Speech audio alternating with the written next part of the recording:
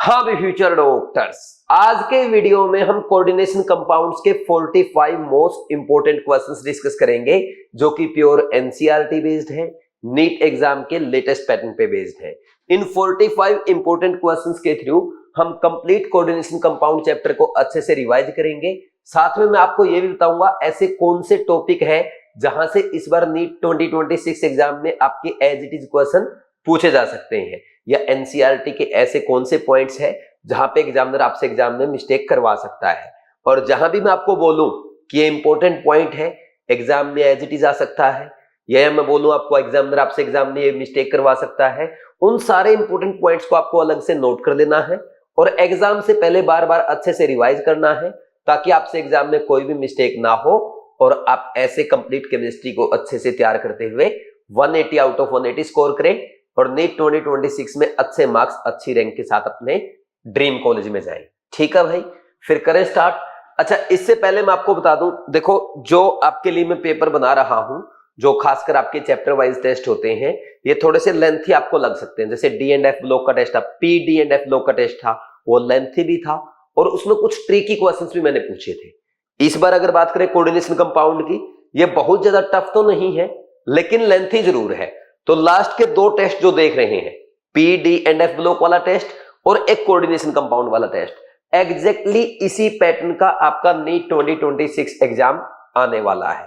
तो जो मैं आपको प्रिपरेशन केयर टेस्ट के थ्रू करा रहा हूं, ऐसे ही क्वेश्चन आपको नीट एग्जाम में देखने को मिलेंगे और जितना टाइम इन टेस्ट में आपको लग रहा है एग्जैक्टली उतना ही टाइम आपको नीट 2026 एग्जाम में लगेगा, या इससे कम भी लग सकता है अगर आप अपनी प्रिपरेशन और ज्यादा इंप्रूव कर लेंगे। ठीक, बाकी ध्यान ये रखना है, जितना मैंने आपको ड्रीम बैच में पढ़ाया है, कृष्णा बैच में करवाया है, या केयर टेस्ट सीरीज में करा रहा हूं, इससे बाहर नहीं आने वाला। खासकर आपके नोट्स में जो मैंने इंपॉर्टेंट पॉइंट्स लिखवाए हैं, जहां पे एनसीईआरटी लिखवा रखा है, डॉक्टर आपका नेम लिखवा रखा है, क्वेश्चन वहीं से आपके एग्जाम में पूछे जाएंगे। और अगर आप मेरी ये बुक्स फॉलो कर रहे हैं जो कि आपके लिए अमेजन और फ्लिपकार्ट पे अवेलेबल है, इसमें जितने भी ब्लू कलर से पॉइंट हाईलाइट किए गए हैं या जहां पे डॉक्टर और आपका नेम लिखा है, सारे क्वेश्चन आपके एग्जाम में वहीं से आने वाले हैं। उससे बाहर एक भी पॉइंट आपको देखने को नहीं मिलेगा। एनसीईआरटी के सारे इंपॉर्टेंट पॉइंट, एनसीईआरटी के टेक्स्ट एग्जांपल, इन टेक्स्ट क्वेश्चन, सब कुछ इसमें कवर्ड है। कहीं पे मैंने लिख रखा है note in syllabus, note in NCERT, उन पॉइंट्स को आप स्किप कर सकते हैं। बाकी इन दोनों बुक्स में ब्लू कलर से लिखा गए पॉइंट और जिनमें डॉक्टर लिख रखा है डीआर पॉइंट्स, वो सारे इंपॉर्टेंट है, वहीं से आपका पेपर आएगा। जिन बच्चों ने अभी तक ये बुक नहीं मंगवाई है, आज ही अमेजन या फ्लिपकार्ट से ऑर्डर करें और ऑर्डर करने के बाद अपना ऑनेस्ट रिव्यू देना ना भूलें। Thank you. आगे बढ़ते हैं, अब हम स्टार्ट करते हैं आज के टेस्ट यानी कोऑर्डिनेशन कंपाउंड के सॉल्यूशन। ये टेस्ट आप जानते हो, केयर टेस्ट सीरीज का टेस्ट है, जिसमें आपके chapter wise revision, full syllabus major test होते हैं। चैप्टर वाइज और फुल सिलेबस मेजर टेस्ट के वीडियो सॉल्यूशन मैं आपको प्रोवाइड करता हूं। वीडियो सॉल्यूशन के थ्रू एक एक कॉन्सेप्ट रिवाइज कराता हूं, आपको आपकी मिस्टेक्स के बारे में बताता हूं, इंपॉर्टेंट क्वेश्चंस या एनसीईआरटी के इंपॉर्टेंट टॉपिक जो इस बार पूछे जा सकते हैं वो आपको नोट कराता हूं, और साथ में ये भी बताता हूं कि कौन सा क्वेश्चन आपको किस अटेम्प्ट में करना चाहिए, जिससे आप पेपर अटेम्प्ट करने की स्ट्रेटजी सीखते हैं और साथ ही साथ आप बायो और फिजिक्स को भी ऐसे ही अटेम्प्ट करने लग जाते हैं, जिससे ओवरऑल आपके टेस्ट अटेम्प्ट करने की जो स्ट्रेटजी है उसमें सुधार होता है और आप अच्छे मार्क्स, अच्छी रैंक के साथ अपने ड्रीम कॉलेज में जाते हैं, जैसे कि पहले स्टूडेंट से गए हैं। ठीक, तो देखो भाई, अब टेस्ट के सॉल्यूशन से पहले इंपॉर्टेंट क्वेश्चन की लिस्ट बनाते हैं। लिस्ट में 7th, 9th, 13th, 15th, 17th, 18th, 19th, 25th, 26th, 27th, 33rd, 35th, 36th, 37th, 39th और 43rd क्वेश्चन है। ये सारे क्वेश्चन आपको अलग से नोट करने की जरूरत नहीं है, ये सिर्फ वो क्वेश्चन है, अगर मान लीजिए आपने एक बार टेस्ट पूरा सोल्व कर लिया, दोबारा से रिवाइज करना है बट पूरा अटेम्प्ट करने का टाइम नहीं है, आप ओनली ये वाले क्वेश्चन करेंगे और इनमें जो क्वेश्चन आपसे सोल्व ना हो या मिस्टेक हो जाए उसका एक्सप्लेनेशन देख के अपना डाउट क्लियर कर लेंगे। अब स्टार्ट करते हैं। पहला क्वेश्चन देखो, पहला ही अच्छा क्वेश्चन है, बेसिक क्वेश्चन है। विच of the following is not A double salt but is a complex salt.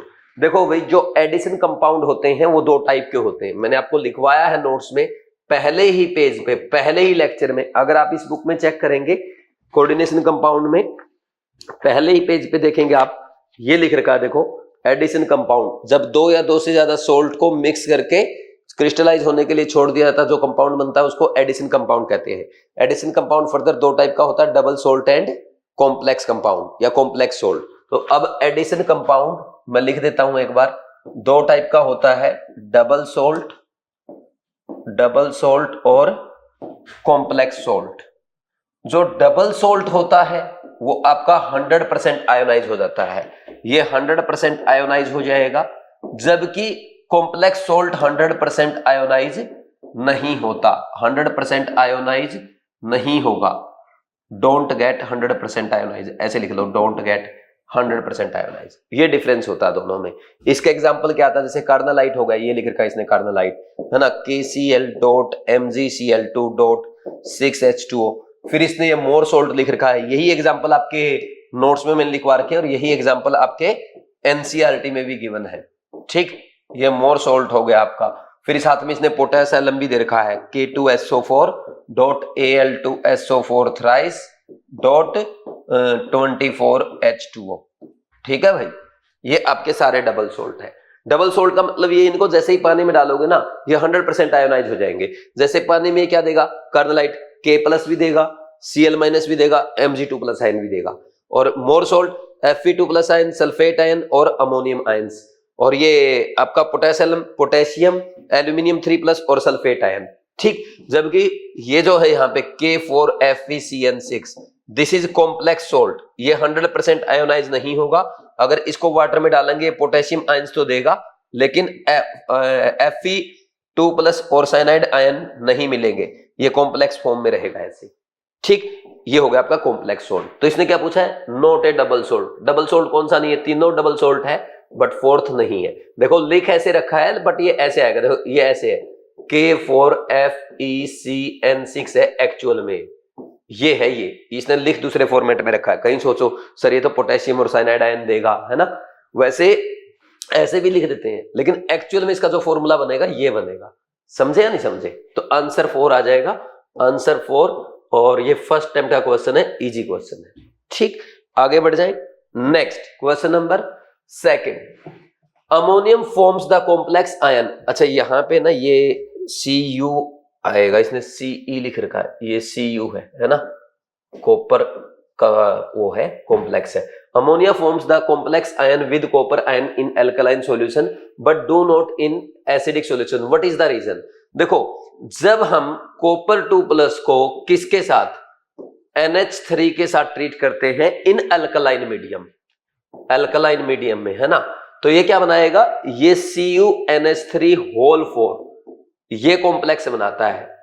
लेकिन अगर यही आप अमोनिया की रिएक्शन किसके साथ कराते हैं, कॉपर के साथ कराते हैं इन प्रेजेंस ऑफ एसिडिक मीडियम, तो ये कॉम्प्लेक्स नहीं बनता। क्यों? क्योंकि यहां पे क्या हो जाएगा, अमोनिया बेस है और H+ एसिड का रिएक्शन कर जाएंगे और ये NH4+ बना लेगा। ठीक, ये बन जाता है। समझे या नहीं समझे? तो क्या आंसर आएगा, in acidic solution hydration protect copper ions, ये तो सही नहीं है। Next, in acidic solution protons coordinate with ammonia molecule forming NH4+ ion and NH3 molecule are not available.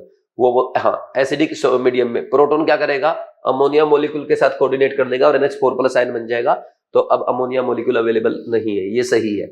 In alkaline solution insoluble CuOH twice is precipitated which is soluble in excess of any alkali, wrong है।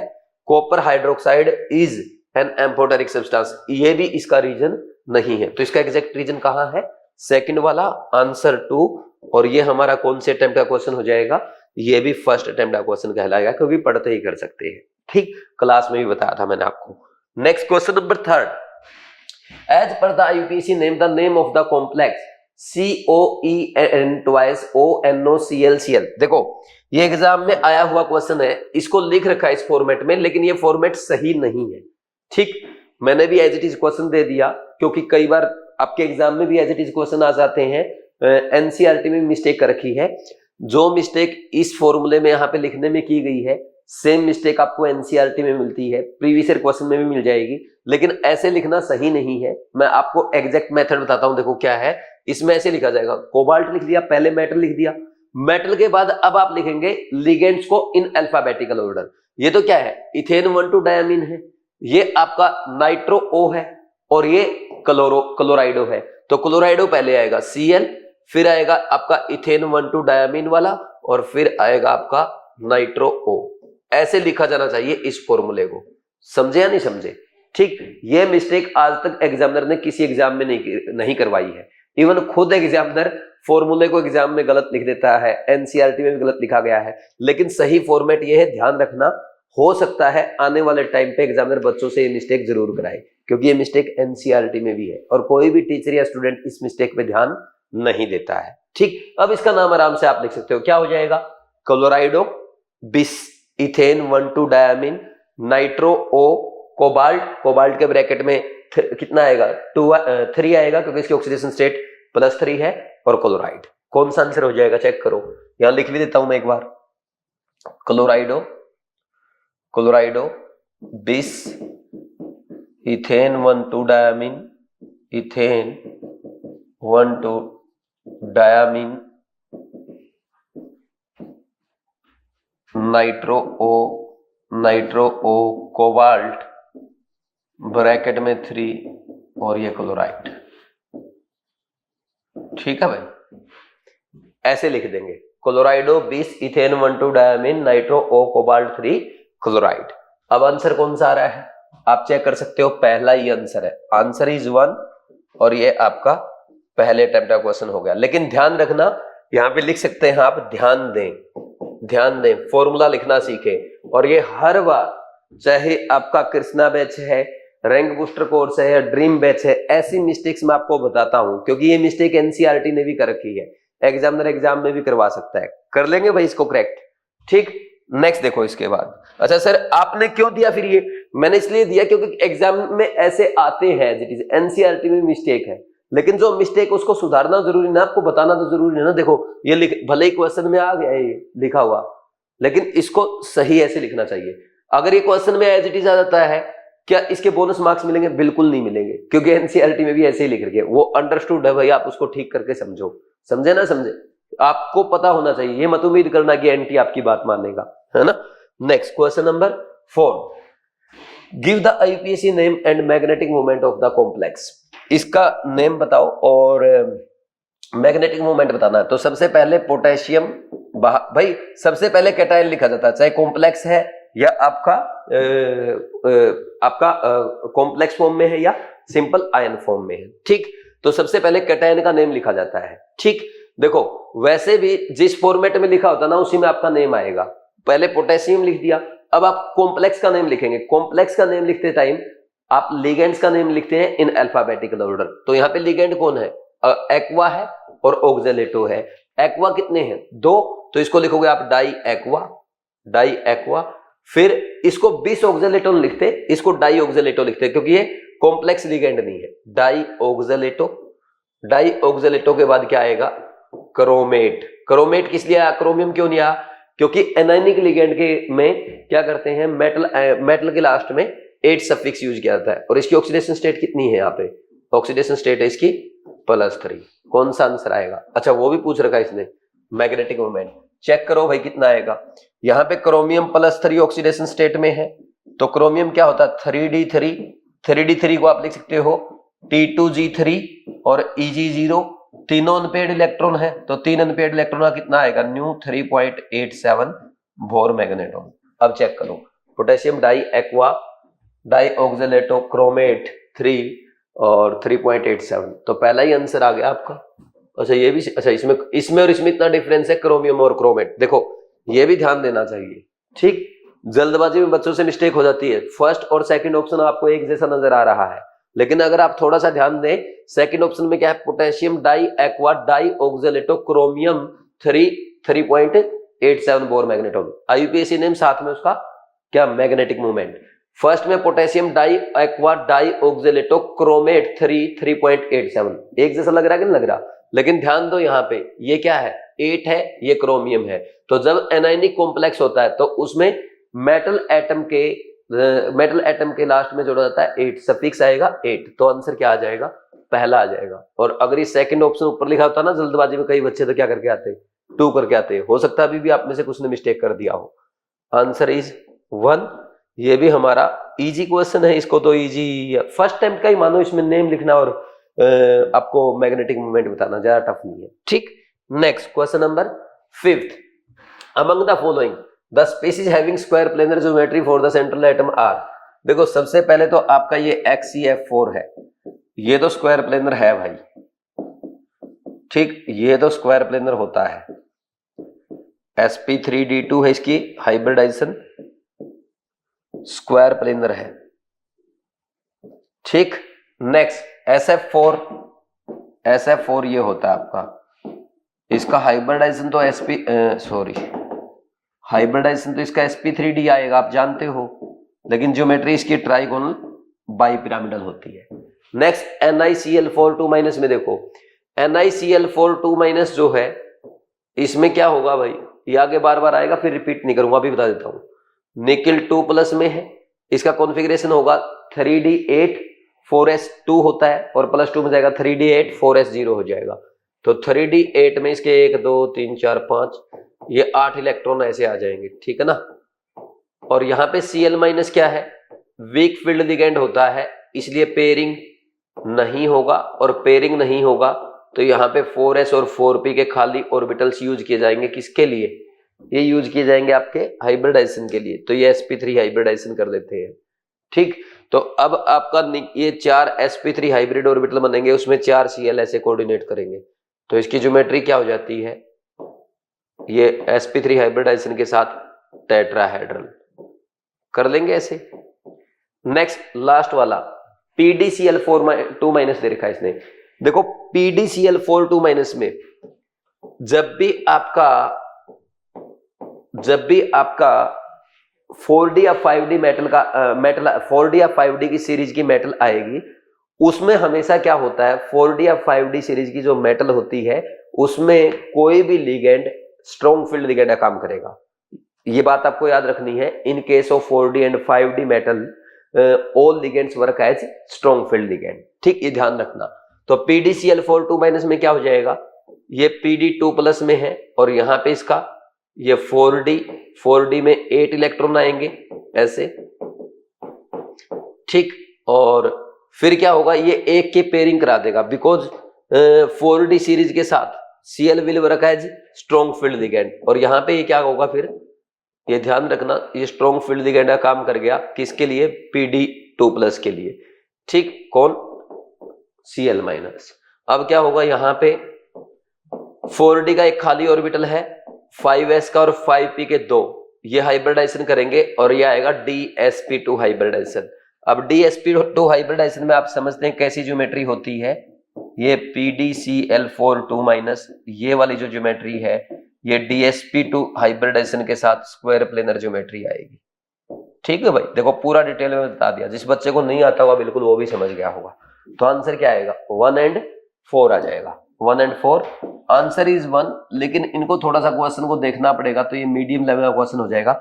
वैसे तो हर बच्चा ऐसे question practice करके जाता है, तो इसको आप इजी भी बोल सकते हो, क्योंकि पहले अटेम्प्ट में ये आराम से हो जाता है। लेकिन जल्दबाजी मत करना कि सीधा, कुछ बच्चे ना ऑप्शन से मैचिंग करने लग जाते हैं। भाई आपको खुद को पता होना चाहिए, स्क्वायर प्लेनर होता है, ये ट्राइगोनल बाइपिरामिडल जो है, ये टेट्राहेड्रल है, ये स्क्वायर प्लेनर आता है, वैसे भी कर सकते हो, इतना लिखने की भी जरूरत नहीं थी वैसे तो, ठीक। Next question number 6, which of the following is not optically active. ध्यान दो, पहले ये नोट ऐसे वर्ड आते हैं ना, उनको अंडरलाइन कर लिया करो या हाईलाइट कर लिया करो अलग से।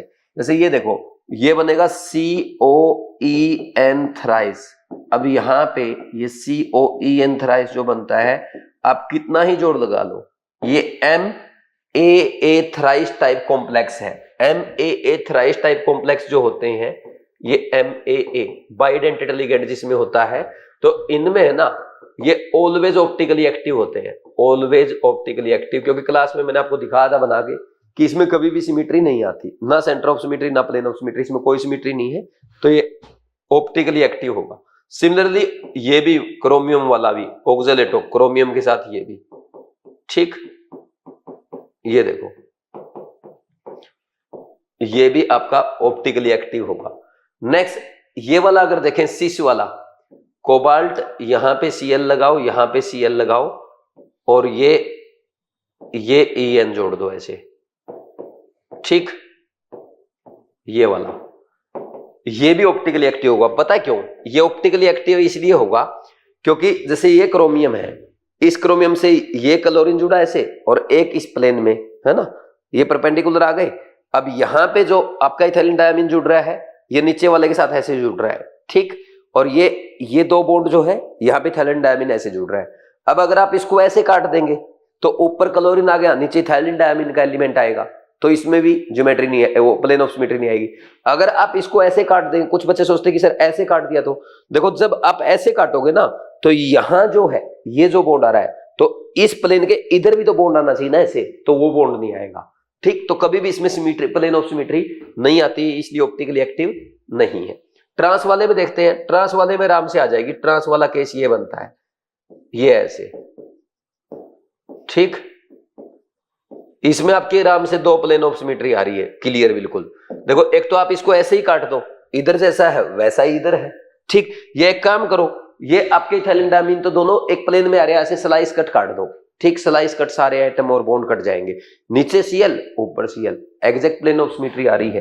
तो इसमें प्लेन ऑफ सिमेट्री आ जाती है जिसके कारण ऑप्टिकली एक्टिव नहीं होता है। यही आपसे पूछा था, आंसर इज 4, आंसर इज 4।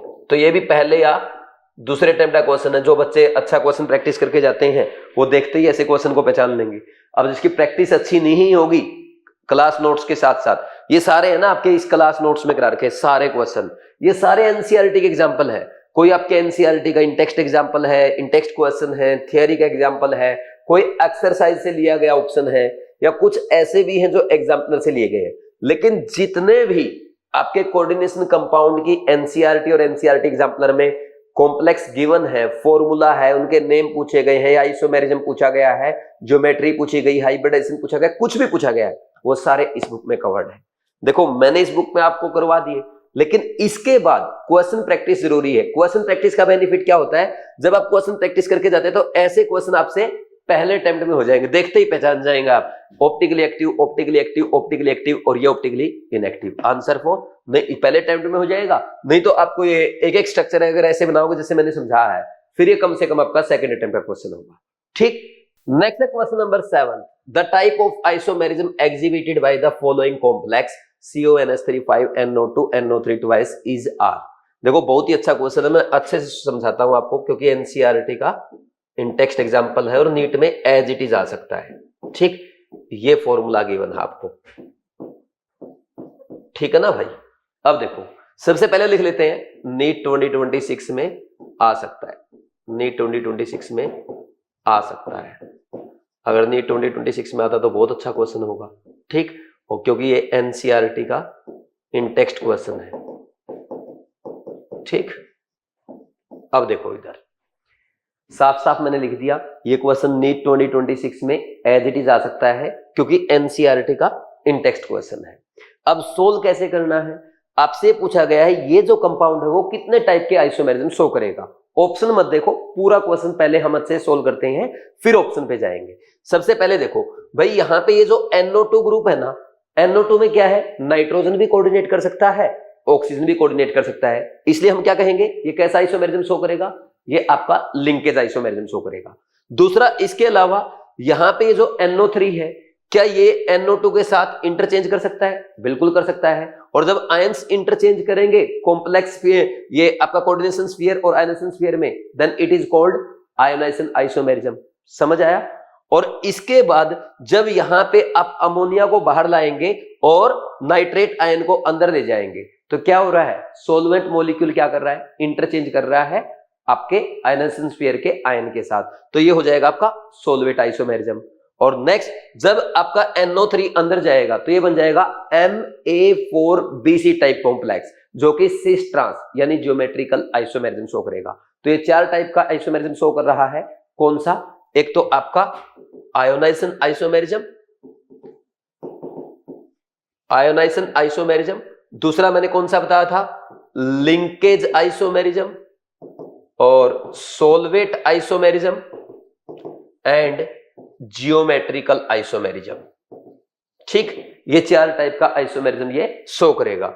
अब एनसीईआरटी में इसने साथ में ये भी लिखा है कि ये जितने भी आइसोमर्स बनेंगे वो टोटल कितने आइसोमर होंगे, टोटल आइसोमर कितने आएंगे, 10 आइसोमर्स। ध्यान रखना, यही एग्जाम में पूछा जा सकता है, ऐसा क्वेश्चन भी आ सकता है और इस पैटर्न में भी आ सकता है। तो इसका आंसर तो क्या हो जाएगा, आयनाइजेशन लिंकेज ओनली और both ionization and linkage, answer 3। Optical तो ये शो करता ही नहीं है, ये इजी क्वेश्चन है क्योंकि एनसीईआरटी का टेक्स्ट क्वेश्चन है। और सबसे अच्छी बात, अगर आपने अपने नोट्स में चेक किया है, ये आपके नोट्स है ना जो अमेजन पे अवेलेबल है, अब इसमें देखो, अगर आप ये डायरेक्ट आ गया, लेक्चर 4 का जो लास्ट पेज है उस पे सेकंड लास्ट एग्जांपल करा रखा है मैंने, इसमें साफ साफ लिख रखा है कि आयनाइजेशन, सोलवेट, लिंकेज और ज्योमेट्रिकल आइसोमेरिज्म शो करेगा और टोटल इसमें 10 आइसोमर्स बनेंगे, याद करो।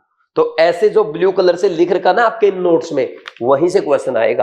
केयर टेस्ट सीरीज में करवा दिया, इससे पहले आपको ड्रीम बैच में करवा चुका हूं, अब भी अगर आपसे क्वेश्चन सोल्व नहीं होगा ना, फिर आपकी प्रॉब्लम है। और आपके नोट्स में भी दे रखा है, अलग से ब्लू कलर से हाईलाइट कर रखा है और साथ में लिख रखा है याद करो, क्योंकि एग्जाम में आएगा तो डायरेक्ट आएगा, वहां पे फिर आप 10 आइसोमर नहीं बना पाएंगे। समझे या नहीं समझे?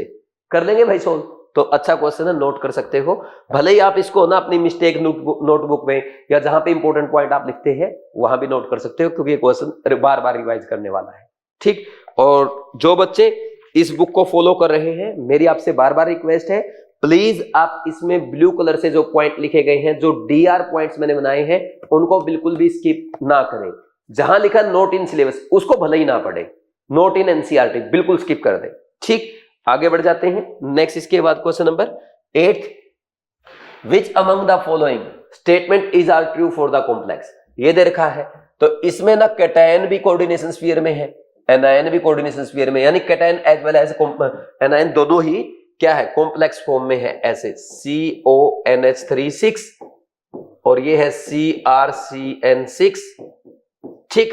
तो अब देखो, पहला लिखा है it is a non electrolyte, देखो इस पे +3 ऑक्सीडेशन स्टेट आएगी और इस पे -3, तो इलेक्ट्रोलाइट, नॉन इलेक्ट्रोलाइट तो कैसे हो सकता है, ये तो इलेक्ट्रोलाइट का काम करेगा क्योंकि कैटायन और एनायन देगा ये सॉल्यूशन में, तो ये स्टेटमेंट तो हो गई रॉन्ग, ये इलेक्ट्रोलाइट होता है।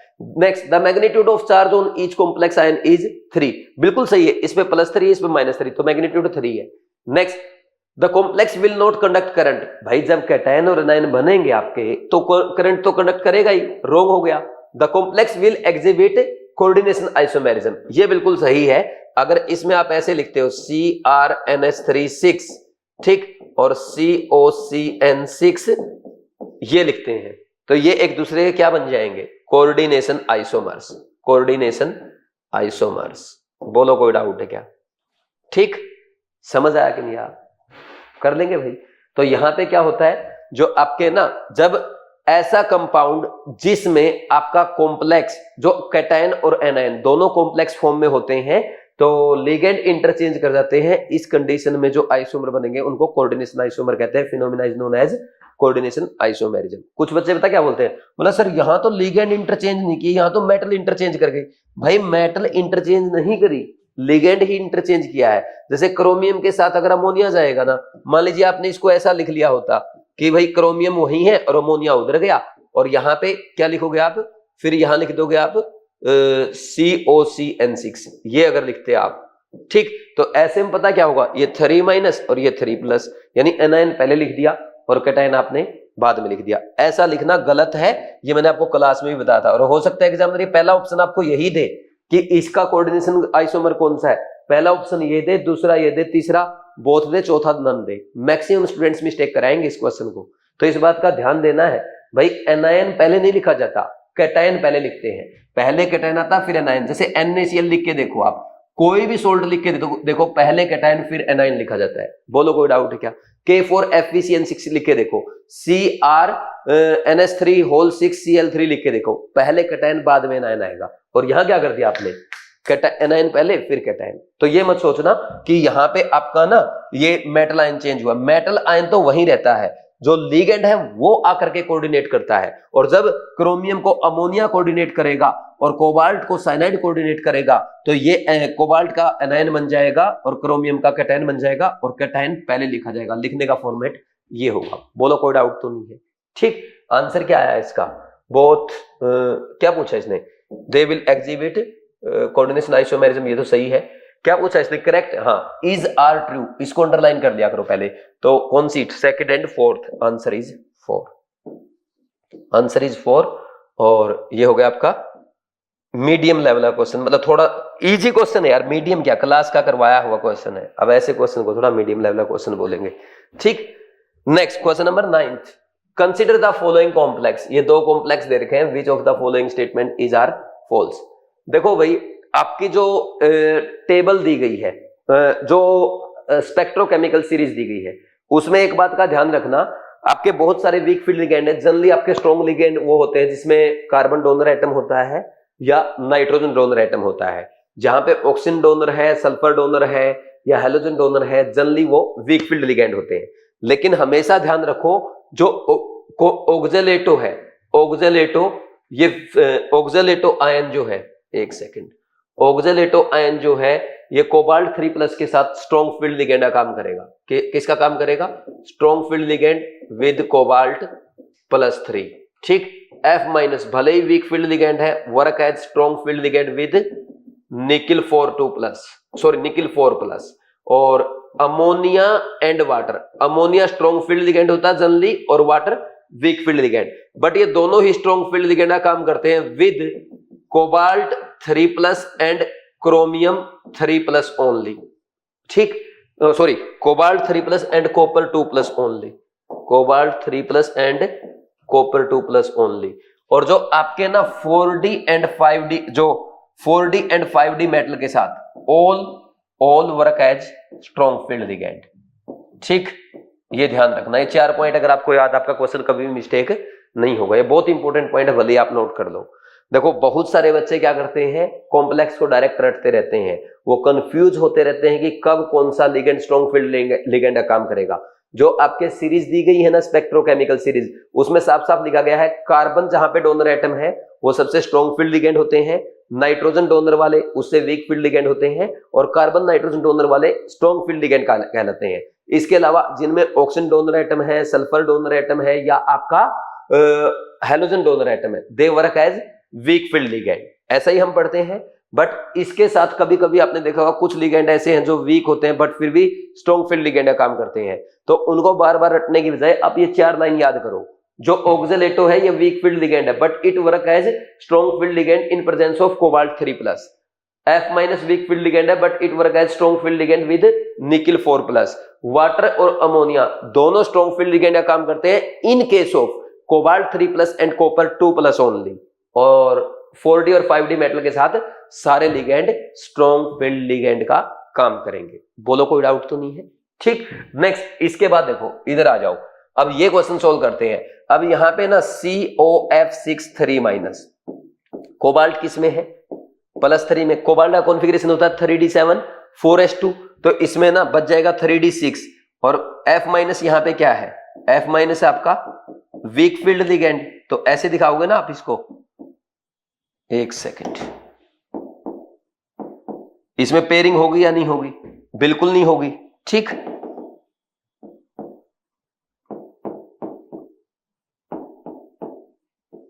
ये देखो, ये 3D, ये 4D, सॉरी 4s, ये 4p और ये 4D है। ठीक, यहां देखना, अब आप इसको थोड़ा सा साइड, चलो बाद में कर देंगे। ये देखो, अब इसमें ना F- है तो पेयरिंग तो होगी नहीं क्योंकि ये वीक फील्ड लिगेंड है, और पेयरिंग नहीं होगी तो क्या होगा भाई? अब ये ऑर्बिटल यूज होंगे 4s 4p और 4d के ऑर्बिटल, और इनका हाइब्रिडाइजेशन क्या आएगा? sp3d2। ठीक, और ऐसे बनाओगे आप स्ट्रक्चर, ये बन गया। ठीक है ना, ये स्ट्रक्चर बनता आपका। अब इसमें ये sp3d2 है, ऑक्टाहेड्रल कॉम्प्लेक्स है, क्या इसने पेयरिंग कराई है? नहीं कराई। ठीक, और यहां पे क्या बन रहा है? आउटर, देखो ये है n-1d ऑर्बिटल और ये है nd ऑर्बिटल, तो इसने nd ऑर्बिटल यूज किए है, इसलिए हम बोलेंगे ये आउटर ऑर्बिटल कॉम्प्लेक्स है। ठीक, कोई पेयरिंग नहीं हुई इसलिए हाई स्पिन कॉम्प्लेक्स, और पैरामैग्नेटिक तो है ही है। कितने अनपेयर्ड इलेक्ट्रॉन है? 4 अनपेयर्ड इलेक्ट्रॉन है। ठीक, और 4 अनपेयर्ड इलेक्ट्रॉन होंगे तो न्यू आएगा इसका 4.90 बोर मैग्नेटॉन। ठीक, अब इसके बाद उसका और कर लो, किसका? ऑक्जेलेटो का, COC2O4 3 इसमें भी कोबाल्ट +3 में है, लेकिन इस बार कोबाल्ट स्ट्रॉन्ग फील्ड, ये कोबाल्ट +3 केस में ऑक्सीलेटर स्ट्रॉन्ग फील्ड लिगेंड का काम करेगा, तो इलेक्ट्रॉन ऐसे होंगे, ये आपने ऐसे भर दिए, ठीक, तो इनकी भी पेयरिंग करा देगा। ये कैसे कराएगा, ऐसे करा देगा, ये देखो यहां था तो ये यहां आ जाएगा, ये यहां आ जाएगा, ऐसे पेयरिंग हो जाएगी। तो 3D में पेयरिंग हो गई इस बार, T2G6 EG0 हो गया ये, है ना, और ये 4s और ये 4p, ठीक। तो अब देखो क्यों हुआ, क्योंकि oxalato work as strong field ligand, ये स्ट्रॉन्ग फील्ड लिगेंड है कोबाल्ट +3 के साथ, तो पेयरिंग करा देगा, है ना। अब इसमें देखो ये ऑर्बिटल यूज होंगे 3D के, 4s के और 4p के, तो इस बार D2sp3 हाइब्रिडाइजेशन आएगा, ऑक्टाहेड्रल है, ठीक, ऑक्टाहेड्रल कॉम्प्लेक्स बनेगा, और इसमें इनर ऑर्बिटल कॉम्प्लेक्स बनता है, इनर ऑर्बिटल कॉम्प्लेक्स, और ये डायामैग्नेटिक बनेगा। और डायामैग्नेटिक बन जाए तो लो स्पिन हाई स्पिन बोलने की जरूरत ही नहीं है, क्योंकि उसमें तो स्पिन है ही नहीं, स्पिन 0 होगी ना, डायामैग्नेटिक है, तो न्यू इसका 0 हो जाता है। तो ऐसा स्ट्रक्चर बना दोगे आप। अब बोलो इसमें कोई भी अगर आपको डाउट है तो, बहुत सारी चीजें इस क्वेश्चन के थ्रू मैंने आपको रिवाइज करवा दी। अब क्वेश्चन को सॉल्व करते हैं। बोथ आर ऑक्टाहेड्रल, बिल्कुल सही है। अच्छा ध्यान देना, इस बार फॉल्स स्टेटमेंट पूछी गई है। ये ऑक्सीलेटो वाला जो है डायामैग्नेटिक है, व्हाइल दिस इज पैरामैग्नेटिक, ये सही है, ठीक। Both are outer orbital complex, नहीं, जो आपका COF6 3- है वो आउटर ऑर्बिटल है, और ऑक्सीलेटो वाला इनर ऑर्बिटल कॉम्प्लेक्स है, ये रॉन्ग हो गया। In both the complex the central metal is in the same oxidation state, बिल्कुल सही है, दोनों में +3 में है। तो इसने फॉल्स पूछी थी, आंसर 3 आ जाएगा, आंसर 3। और ऐसे क्वेश्चन को कम से कम सेकंड अटेम्प्ट में या थर्ड अटेम्प्ट में सोल्व करना होता है। बोलो कोई डाउट है क्या? वीडियो पॉज करके इसमें जो भी इंपॉर्टेंट पॉइंट आप लिखना चाहते हैं लिख सकते हैं, क्योंकि मैंने आपको साफ बोला केयर टेस्ट सीरीज के थ्रू सारे इंपॉर्टेंट पॉइंट मैं आपको रिवाइज कराऊंगा। और जो ये लिखे हैं ना मैंने, ये जो आपको अलग से समझाए हैं, ये वाले पॉइंट, ये इधर आपने जो लिखे, ये सारे पॉइंट आपके नोट्स में लिखवा रखे हैं, और बिल्कुल अलग कलर से हाईलाइट करके लिखवा रखे हैं। इसमें भी अगर आप चेक करेंगे कोऑर्डिनेशन कंपाउंड में, ये आपका जहां पे VBT स्टार्ट होती है ना, VBT स्टार्ट होती है आपकी 5th लेक्चर में, ठीक। 5th लेक्चर में ये देखो शुरू में ही लिखवा रखे, ये लिखवा रखे अलग कलर से, ठीक। Water ammonia work as strong field ligand with copper 2+ and cobalt 3+ only. Oxalato work as strong field ligand with cobalt 3+, F- work as strong field ligand with nickel 4+, all ligand work as strong field ligand with 4D and 5D। ये सारा लिखवा रखा है। यहाँ पे आपकी ये जो स्पेक्ट्रोकेमिकल सीरीज है वो भी अलग से हाईलाइट कर रखी है।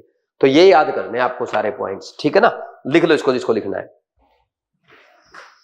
नेक्स्ट है भाई question number 10, the correct order of magnetic moments value only in Bohr magnetron among the following is. भाई आप जानते हो न्यू क्या होता है, nu is equal to n into n plus 2 under the root in Bohr magnetron. As n increase nu increase, तो n find out कर दो, नंबर ऑफ अनपेयर्ड इलेक्ट्रॉन। तो सबसे पहला MnCl4 में Mn2+ में है, और MnCl4 2- में अगर हम बात करें, यहां आपको पता Cl क्या है, वीक फील्ड लिगेंड है, तो पेयरिंग नहीं होगा। तो Mn2+ का कॉन्फ़िगरेशन क्या होता है, 3d5 4s0, तो सारे क्या है unpaired electron, n equal to 5 आ गया इसमें, ठीक। नेक्स्ट COCl4 2-, इसमें भी क्या होगा भाई, ये कोबाल्ट 2+ में है, 3d6 होता है, 4s0 होगा। Cl क्या है, weak field ligand, no pairing of electron, 4 unpaired electron आएगा।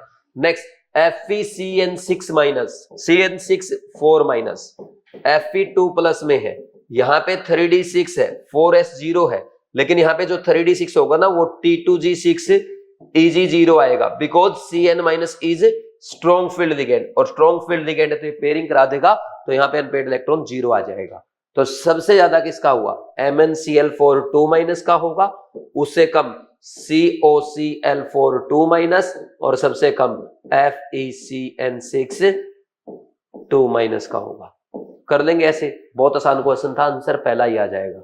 और ऐसे क्वेश्चन को तो आप पहले अटेम्प्ट में कर सकते हो, ऐसे सारे एग्जांपल आपके नोट्स में करवा रखे हैं, वेरी वेरी इजी क्वेश्चन, ठीक। Next question number 11, which one of the following complex is not diamagnetic. Not diamagnetic पूछा इसने, FeCN6 4 2-, अभी मैंने आपको बताया है Fe2+ है, 3d6 लिखोगे इसको, और ये हो जाएगा T2G6 EG0, क्योंकि Cn- क्या है, स्ट्रॉन्ग फील्ड लिगेंड है, अभी जस्ट लास्ट पेज पे करवाया है। नेक्स्ट TiH2O6 3+, टाइटेनियम होता है आपका 3d2 4s2, तो टाइटेनियम 3+ हो जाएगा 3d1, तो ये क्या हो जाएगा, पैरामैग्नेटिक हुआ कि नहीं हुआ, पहले वाला क्या था, डायामैग्नेटिक था। इसने पूछा नॉट डायामैग्नेटिक, तो नॉट डायामैग्नेटिक आंसर कौन सा आ जाएगा आपका, सेकंड आ जाएगा। PTCN6 2 माइनस का देखोगे आप, PTCN6 2 माइनस, तो इसमें PT प्लस 4 में है। देखो PT का कॉन्फ़िगरेशन क्या होता है, 3D8 4 नहीं सॉरी 5D8 6S2 होता है, तो इसमें बच जाएगा 5D6 और इसका भी T2G6 EG0 आएगा। CN स्ट्रॉन्ग फील्ड लिगेंड है। और वैसे भी अगर हम बात करें कोई भी लिगेंड है वो 4D एंड 5D सीरीज के साथ स्ट्रॉन्ग फील्ड लिगेंड का काम करता है, तो ये क्या बन जाएगा, डायामैग्नेटिक बन जाएगा। ठीक, नेक्स्ट कोबाल्ट, कोबाल्ट किसके साथ, अमोनिया के साथ है। कोबाल्ट अमोनिया के साथ +3 ऑक्सीडेशन स्टेट में, कोबाल्ट के साथ अमोनिया क्या करेगा, स्ट्रॉन्ग फील्ड लिगेंड का काम करेगा। 3D6 आएगा यहाँ पे कॉन्फ़िगरेशन, तो इसका भी T2G6 EG0। ये देखो अमोनिया यहाँ पे स्ट्रॉन्ग फील्ड लिगेंड है, तो ये भी डायामैग्नेटिक हो जाएगा। आंसर 2 आ गया। वेरी इजी क्वेश्चन है, पहले अटेम्प्ट में या दूसरे अटेम्प्ट में हो जाना चाहिए। देखो जिस बच्चे ने क्लास में किया है वो तो पहले अटेम्प्ट में कर देगा इस क्वेश्चन को, है ना। नहीं तो भाई अगर आप नहीं प्रैक्टिस करके जाओगे, सोल्व करो हर क्वेश्चन को, हर ऑप्शन को, और फिर मेरी तरह करोगे तो 1 मिनट तो मिनिमम लगेगा, सेकंड अटेम्प्ट का क्वेश्चन कहलाएगा। Next question number 12, match set of the hybrid orbital from list 1 to list 1 with list 2। देखो पहला Fe6, इसमें क्या है, ये जब आपका ना F माइनस जो ये वीक फील्ड लिगेंड आएगा, पेयरिंग करवाएगा नहीं, है ना। F वीक फील्ड लिगेंड है, पेयरिंग होगी नहीं, तो ये जो बनेगा आपका, इसमें बनेगा sp3d2 और फिर TiH3H2O3Cl3, ये भी दोनों वीक फील्ड लिगेंड है, पेयरिंग का कोई मतलब नहीं है, तो आउटर ऑर्बिटल कॉम्प्लेक्स बनेगा। ठीक, अब इसमें देखो क्रोमियम के साथ अमोनिया, वैसे स्ट्रॉन्ग फील्ड लिगेंड का काम नहीं करता, लेकिन क्रोमियम में +3 होता है, और +3 में क्या है 3D3 है ना, 3 ही तो इलेक्ट्रॉन है, और 4s और 4p खाली है, तो यहाँ पे ना इसके 3D के और 4s और 4p के ऑर्बिटल यूज होंगे, तो ये D2sp3 यूज बनाता है हमेशा। क्या बनाएगा, इनर ऑर्बिटल कॉम्प्लेक्स बनाएगा। Chromium 3 always form inner orbital complex को, क्योंकि उसके इनर ऑर्बिटल्स यूज होते हैं, क्योंकि 2 ऑलरेडी खाली रहते हैं। FeCl4 2 minus, Cl week field ligand है, तो sp3 हाइब्रिडाइजेशन आएगा। NiCO4, इसमें कोबाल्ट भले ही CO भले ही स्ट्रॉन्ग फील्ड लिगेंड है, Ni इसमें 0 में है, इसमें 3D8 4s2 होता है, ऐसे 3D8 4s2 ये कॉन्फ़िगरेशन होता है। 4s में 2 इलेक्ट्रॉन, तो 4s के 2 इलेक्ट्रॉन दोनों क्या करेंगे, पेयरिंग कर जाएंगे, कहां जाएंगे, ये 3D में, और ये खाली हो जाएगा, है ना, 4s और 4p, तो ये यूज होंगे, तो क्या बन जाएगा, ये sp3 हाइब्रिडाइजेशन आएगा, तो इसका sp3 आ गया। और थोड़ी देर पहले हमने NiCN4 का किया था, तो ये DsP2 होता है। बोलो क्या कोई डाउट है क्या, तो DsP2 किसका आया, P मैच किया किसके साथ, P मैच किया आपका 6th के साथ, P मैच किया 6th के साथ। sp3 किसका, sp3 2 का आ रहा है, 4 का और 5 का, 4 और 5, 4 एंड 5। sp3d2 किसका आ रहा है, sp3d2 आ रहा है आपका 2 का, कौन सा, पहला और दूसरा, पहला और दूसरा। d2sp3 आ रहा है आपका सिर्फ 1 का, किसका, d2sp3 आ रहा है आपका सिर्फ 3rd का। अब मैच करो, P का 4 नहीं, P का सॉरी 6, P का 6, Q का 4 एंड 5, और Q का 4 एंड 5, ये नहीं, ये वाला भी नहीं है। P का तो 6, P का 6 कौन सा, ये आ गया, ठीक है, DsP2, ये तो ठीक है। P का 6 कहाँ है, एक P का 6 सिर्फ इस ऑप्शन में है, एक ही ऑप्शन में है। फिर Q का 4 एंड 5 भी इसी ऑप्शन में है। ठीक, R का इसने सिर्फ 1 दे रखा है, 1 और 2 कहां दे रखा है इसने, 1 और 2 कहीं नहीं दिया। ठीक, तो ये इसने गलती कर दी है। नेक्स्ट S का 3, तो मोस्ट करेक्ट आंसर यही आएगा, मोस्ट करेक्ट आंसर इसका 3rd ही आएगा। Answer is 3rd, answer is 3rd। बोलो कोई डाउट है क्या, कर देंगे ना, ठीक हो जाएगा, आंसर इज 3rd। ये मीडियम या टफ लेवल क्वेश्चन है, क्योंकि एक एक ऑप्शन आपको ध्यान से चेक करना पड़ेगा, कम से कम 2nd या 3rd अटेम्प्ट का। भले ही मैच द कॉलम आसान होता है, लेकिन इसमें टाइम टेकिंग है थोड़ा, है ना, मैंने बताया ना क्वेश्चन पेपर थोड़ा टाइम टेकिंग है, भले इजी है। Next, among the following complex, ये कॉम्प्लेक्स दे रखे हैं K से P तक, वाह भाई, द मैग्नेटिक डायमैग्नेटिक कॉम्प्लेक्स। अरे भाई एक एक सोल्व करना पड़ेगा यार। K3FeCN6 है, सुनना मेरी बात ध्यान से, इसमें Fe+3 में है, कॉन्फ़िगरेशन आएगा 3D5, भले ही CN स्ट्रॉन्ग फील्ड लिगेंड है, तो T2G5 T2G5 Eg0 आएगा। तो एक अनपेड इलेक्ट्रॉन इसके पास भी आ गया, तो ये पैरामैग्नेटिक हो गया। नेक्स्ट आपका ये हुआ के के बाद क्या दे रखा है, के के बाद एल दे रखा है CONH3 6 Cl3, इसमें कोबाल्ट है +3 में 3d6 कॉन्फ़िगरेशन और +3 कोबाल्ट 3 प्लस के साथ ammonia work as strong field ligand T2G6 Eg0 आने वाला है n = 0। This is diamagnetic. फिर इसने दे रखा है M, इसमें दे दिया Na3 कोबाल्ट ऑक्सलेटो थ्राइस, और ये देखो इसमें फिर कोबाल्ट +3 में है और ऑक्सलेटो कोबाल्ट +3 के साथ स्ट्रॉन्ग फील्ड लिगेंड का काम करता है। तो एज इट इज ऊपर वाला कॉपी कर दोगे, n = 0 डायामैग्नेटिक। भले ही लिखते जाना, ये भी SFL था, ये भी SFL है, ये भी SFL है, ठीक। M के बाद N, बहुत लंबा है यार ये तो, NiH2O 6 और Cl3, water work as strong field ligand in copper 2+ and cobalt 3+ only. तो निकिल 2+ के साथ water work as weak field ligand, और वीक फील्ड लिगेंड होते ही 3d8। तो T2G क्या लिखोगे, T2G में पहले आएंगे 3, फिर Eg में 2, फिर T2G में 3, T2G 6 Eg2, 2 unpaired electron paramagnetic है, ठीक। नेक्स्ट आपका K2 MnO K2PtCN4, इसमें P2 कौन सी में, P2 है +2 ऑक्सीडेशन स्टेट में, और ये होगा आपका 5d8। इसमें पता क्या है, इसमें ना सारे ओवरलैपिंग में आएंगे, DsP2 हाइब्रिडाइजेशन बनेगा और इसका ना इसके ऑल पेयरिंग में आएंगे, ऑल पेयरिंग में इलेक्ट्रॉन। जैसे मैं बना के भी दिखा देता हूं आपको, ये होंगे आपके, ये ऐसे होंगे ना, ये देखो 1 2 3 4 5 6 7 8, तो ये वाला इलेक्ट्रॉन यहाँ पेयरिंग में हो जाता है, तो फिर यहां से DsP2 हाइब्रिडाइजेशन करता है और ये डायामैग्नेटिक हो जाता है, ठीक।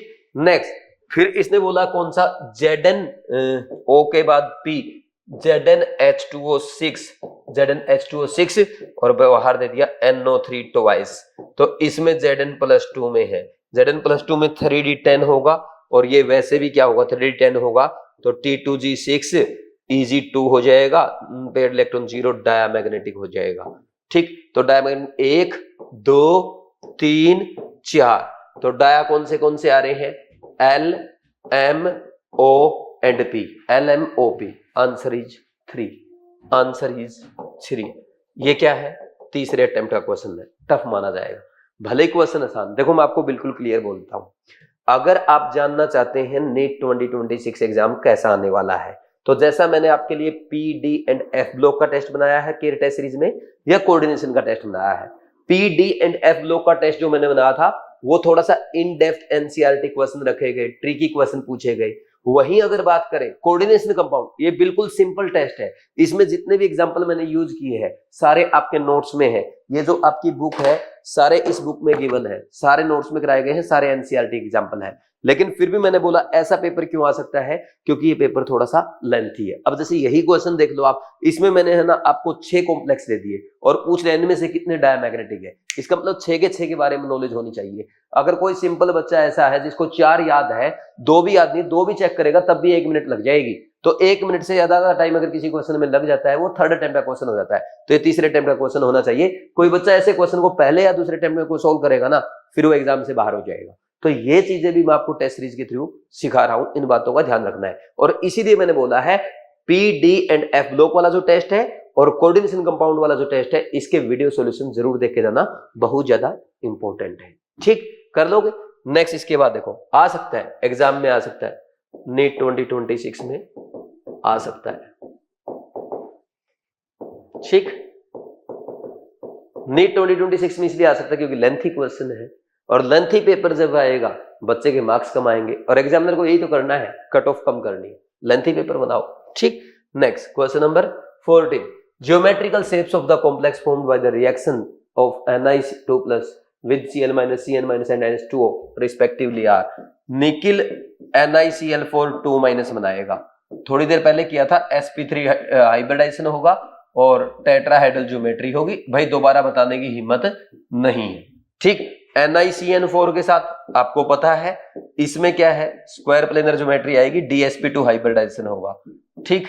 और अगर तुम लोग इसमें ना DsP2 ये स्क्वायर प्लेनर ज्योमेट्री, अगर वो भी लिखना चाहते हो ना, नंबर ऑफ अनपेयर्ड इलेक्ट्रॉन कितने, इसमें 2 आएंगे, इसमें कोई अनपेयर्ड नहीं है, ये पैरा होगा NiCl4 और NiCN4 2- डाया होगा। और निकिल H2O के साथ जो है ये NiH2O6 बनाता है 2+। देखो ये ओवरलैपिंग तो नहीं कराएगा, आउटर ऑर्बिटल कॉम्प्लेक्स बनाता है sp3d2 और टेट्राहेड्रल ज्योमेट्री होती है, टेट्राहेड्रल ज्योमेट्री है, इसमें नंबर ऑफ अनपेयर्ड इलेक्ट्रॉन 2 आएंगे और ये भी पैरामैग्नेटिक होता है। आपसे ज्योमेट्री पूछी ना ओनली, तो क्या लिखोगे, पहला tetrahedral, square planar and octahedral, answer 2 आ गया। इजी क्वेश्चन है, आंसर 2। अगर पहली बार पढ़ रखा है तो एक अटेम्प्ट में, नहीं तो सोल्व करना पड़े तो कम से कम दूसरे अटेम्प्ट का क्वेश्चन है। ठीक, next question number 15, which of the following complex has the minimum magnitude of delta naught. सबसे कम मैग्नीट्यूड किसका होगा डेल्टा नोट का। सबसे पहले चेक किया करो जो ऑक्टाहेड्रल कॉम्प्लेक्स होते हैं, जब भी आपको ना CFSC कैलकुलेट करनी हो तो ध्यान दो, ऑक्टाहेड्रल कॉम्प्लेक्स की हमेशा टेट्राहेड्रल कॉम्प्लेक्स से ज्यादा होती है, लेकिन यहाँ पे सारे क्या है, ऑक्टाहेड्रल कॉम्प्लेक्स दिए गए हैं। अब ऑक्टाहेड्रल कॉम्प्लेक्स में as ligand strength increase, ligand strength increase होगी, लिगेंड स्ट्रेंथ इंक्रीज होगी तो क्या होगा, CFSC इंक्रीज होगी, क्योंकि सारे देखो +3 ऑक्सीडेशन स्टेट में दे रखे हैं। तो अब इसमें सबसे, अगर लिगेंड स्ट्रेंथ की बात करें, लिगेंड स्ट्रेंथ का ऑर्डर क्या है, लिगेंड स्ट्रेंथ का ऑर्डर सबसे ज्यादा है CN- की, उससे कम अमोनिया की, उससे कम किसकी, वाटर की, और उससे भी कम है Cl- की। तो पूछ रहा है मिनिमम मैग्नीट्यूड किसका होगा, CFSC का। तो आंसर क्या आ जाएगा, इसका आंसर आ जाएगा आपका 3rd। ठीक, क्योंकि वो सबसे वीक फील्ड लिगेंड है, आंसर इज 3rd। ये भी इजी क्वेश्चन था, कर लेंगे। Next question number 16, how many EDTA ethylene diamine tetra acetic acid molecules are required to make octahedral complex with calcium 2+। देखो कैल्शियम 2+ के साथ एक ही काफी है, CaEDTA, CaEDTA ये बन जाएगा बस। ठीक, क्यों, क्योंकि इसमें पता क्या होता है, देखो इसमें सिंपल सी बात है भाई, यहाँ पे ना इसके ऊपर ऐसे चार्ज भी दिखाते हो आप 2-, यहाँ पे ये क्या है, हेक्साडेंटिक लिगेंड है, और कैल्शियम को 6 बॉन्ड बना दे तो ये अकेला ही बना देगा, आंसर इसका 1 आ जाएगा। ऐसे क्वेश्चन पहले भी आ चुके हैं, आगे भी एग्जाम में आ सकता है, इजी क्वेश्चन है, कर लेंगे, आएगा तो क्लास में भी करवाया है। Next, crystal field theory does not explain which of the following properties of coordination compounds. CFSC क्या एक्सप्लेन नहीं करती, ये अच्छा क्वेश्चन है, ये NCERT की थ्योरी से लिया गया है, NCERT बेस्ड क्वेश्चन है। नीट एग्जाम में आज तक ऐसा क्वेश्चन नहीं आया, तो नीट 2026 में आ सकता है, और जरूरी नहीं यही क्वेश्चन एज इट इज आए, हो सकता है एग्जामिनर ऐसे कोई 1-2 स्टेटमेंट में कहीं यहां से यूज कर दे। भाई देखो एज इट इज क्वेश्चन किसी भी कोचिंग का आना एज इट इज पॉसिबल नहीं है, हो सकता है जो क्वेश्चन मैंने आपको मान लीजिए 4 क्वेश्चन बताए तो उनके है ना 2 क्वेश्चन मिक्स करके बना के एग्जामिनर दे दे। ठीक, इसलिए मैं काफी क्वेश्चन आपको लिखवाता रहता हूँ कि एग्जाम में आएगा ये नहीं आएगा। ठीक, देखो इसमें क्या ये बोल रहा है CFSC does not explain which of the following property. CFSC हमें क्या बताती है, स्ट्रक्चर के बारे में बताती है, कलर के बारे में बताती है, मैग्नेटिक प्रॉपर्टी के बारे में बताती है, लेकिन कभी भी CFSC हमें उसके कोवलेंट कैरेक्टर के बारे में नहीं बताती।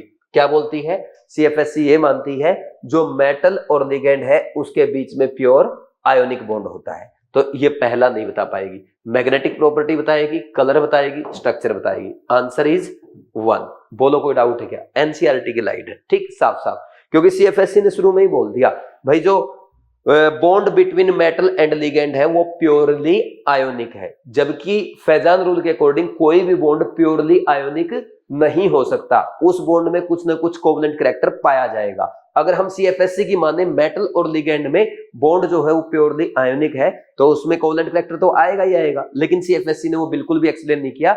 It is explained bye ligand field theory and molecular orbital theory which is beyond present scope. NCERT की लाइन है, वो कब आएगा, वो हायर क्लासेस में आता है, क्लास 12th के बाद।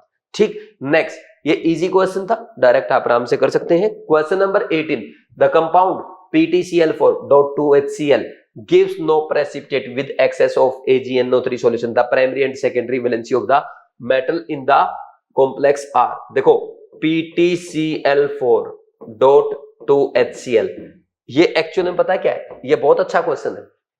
देखो ऐसा क्वेश्चन आज तक नीट एग्जाम में नहीं आया है, और एग्जाम में आएगा ना बहुत सारे बच्चे कंफ्यूज हो जाएंगे, लेकिन क्वेश्चन बहुत आसान है। कैसे सोल्व करना है, उसने बोला है जो PTCl4.2HCl कंपाउंड जो है, कॉम्प्लेक्स जो है, ये प्रेसिपिटेट नहीं बनाता AgNO3 के साथ।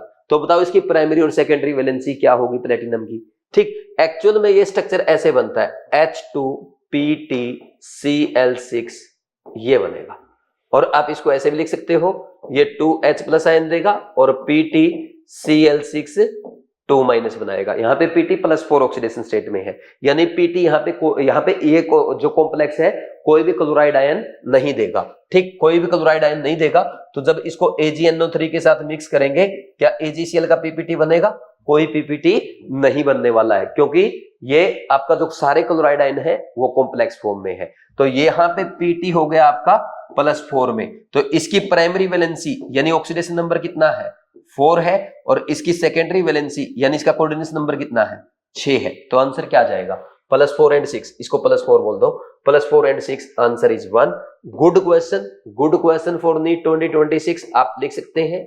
ठीक, गुड क्वेश्चन फॉर नीट 2026, ठीक, एग्जाम में आ सकता है।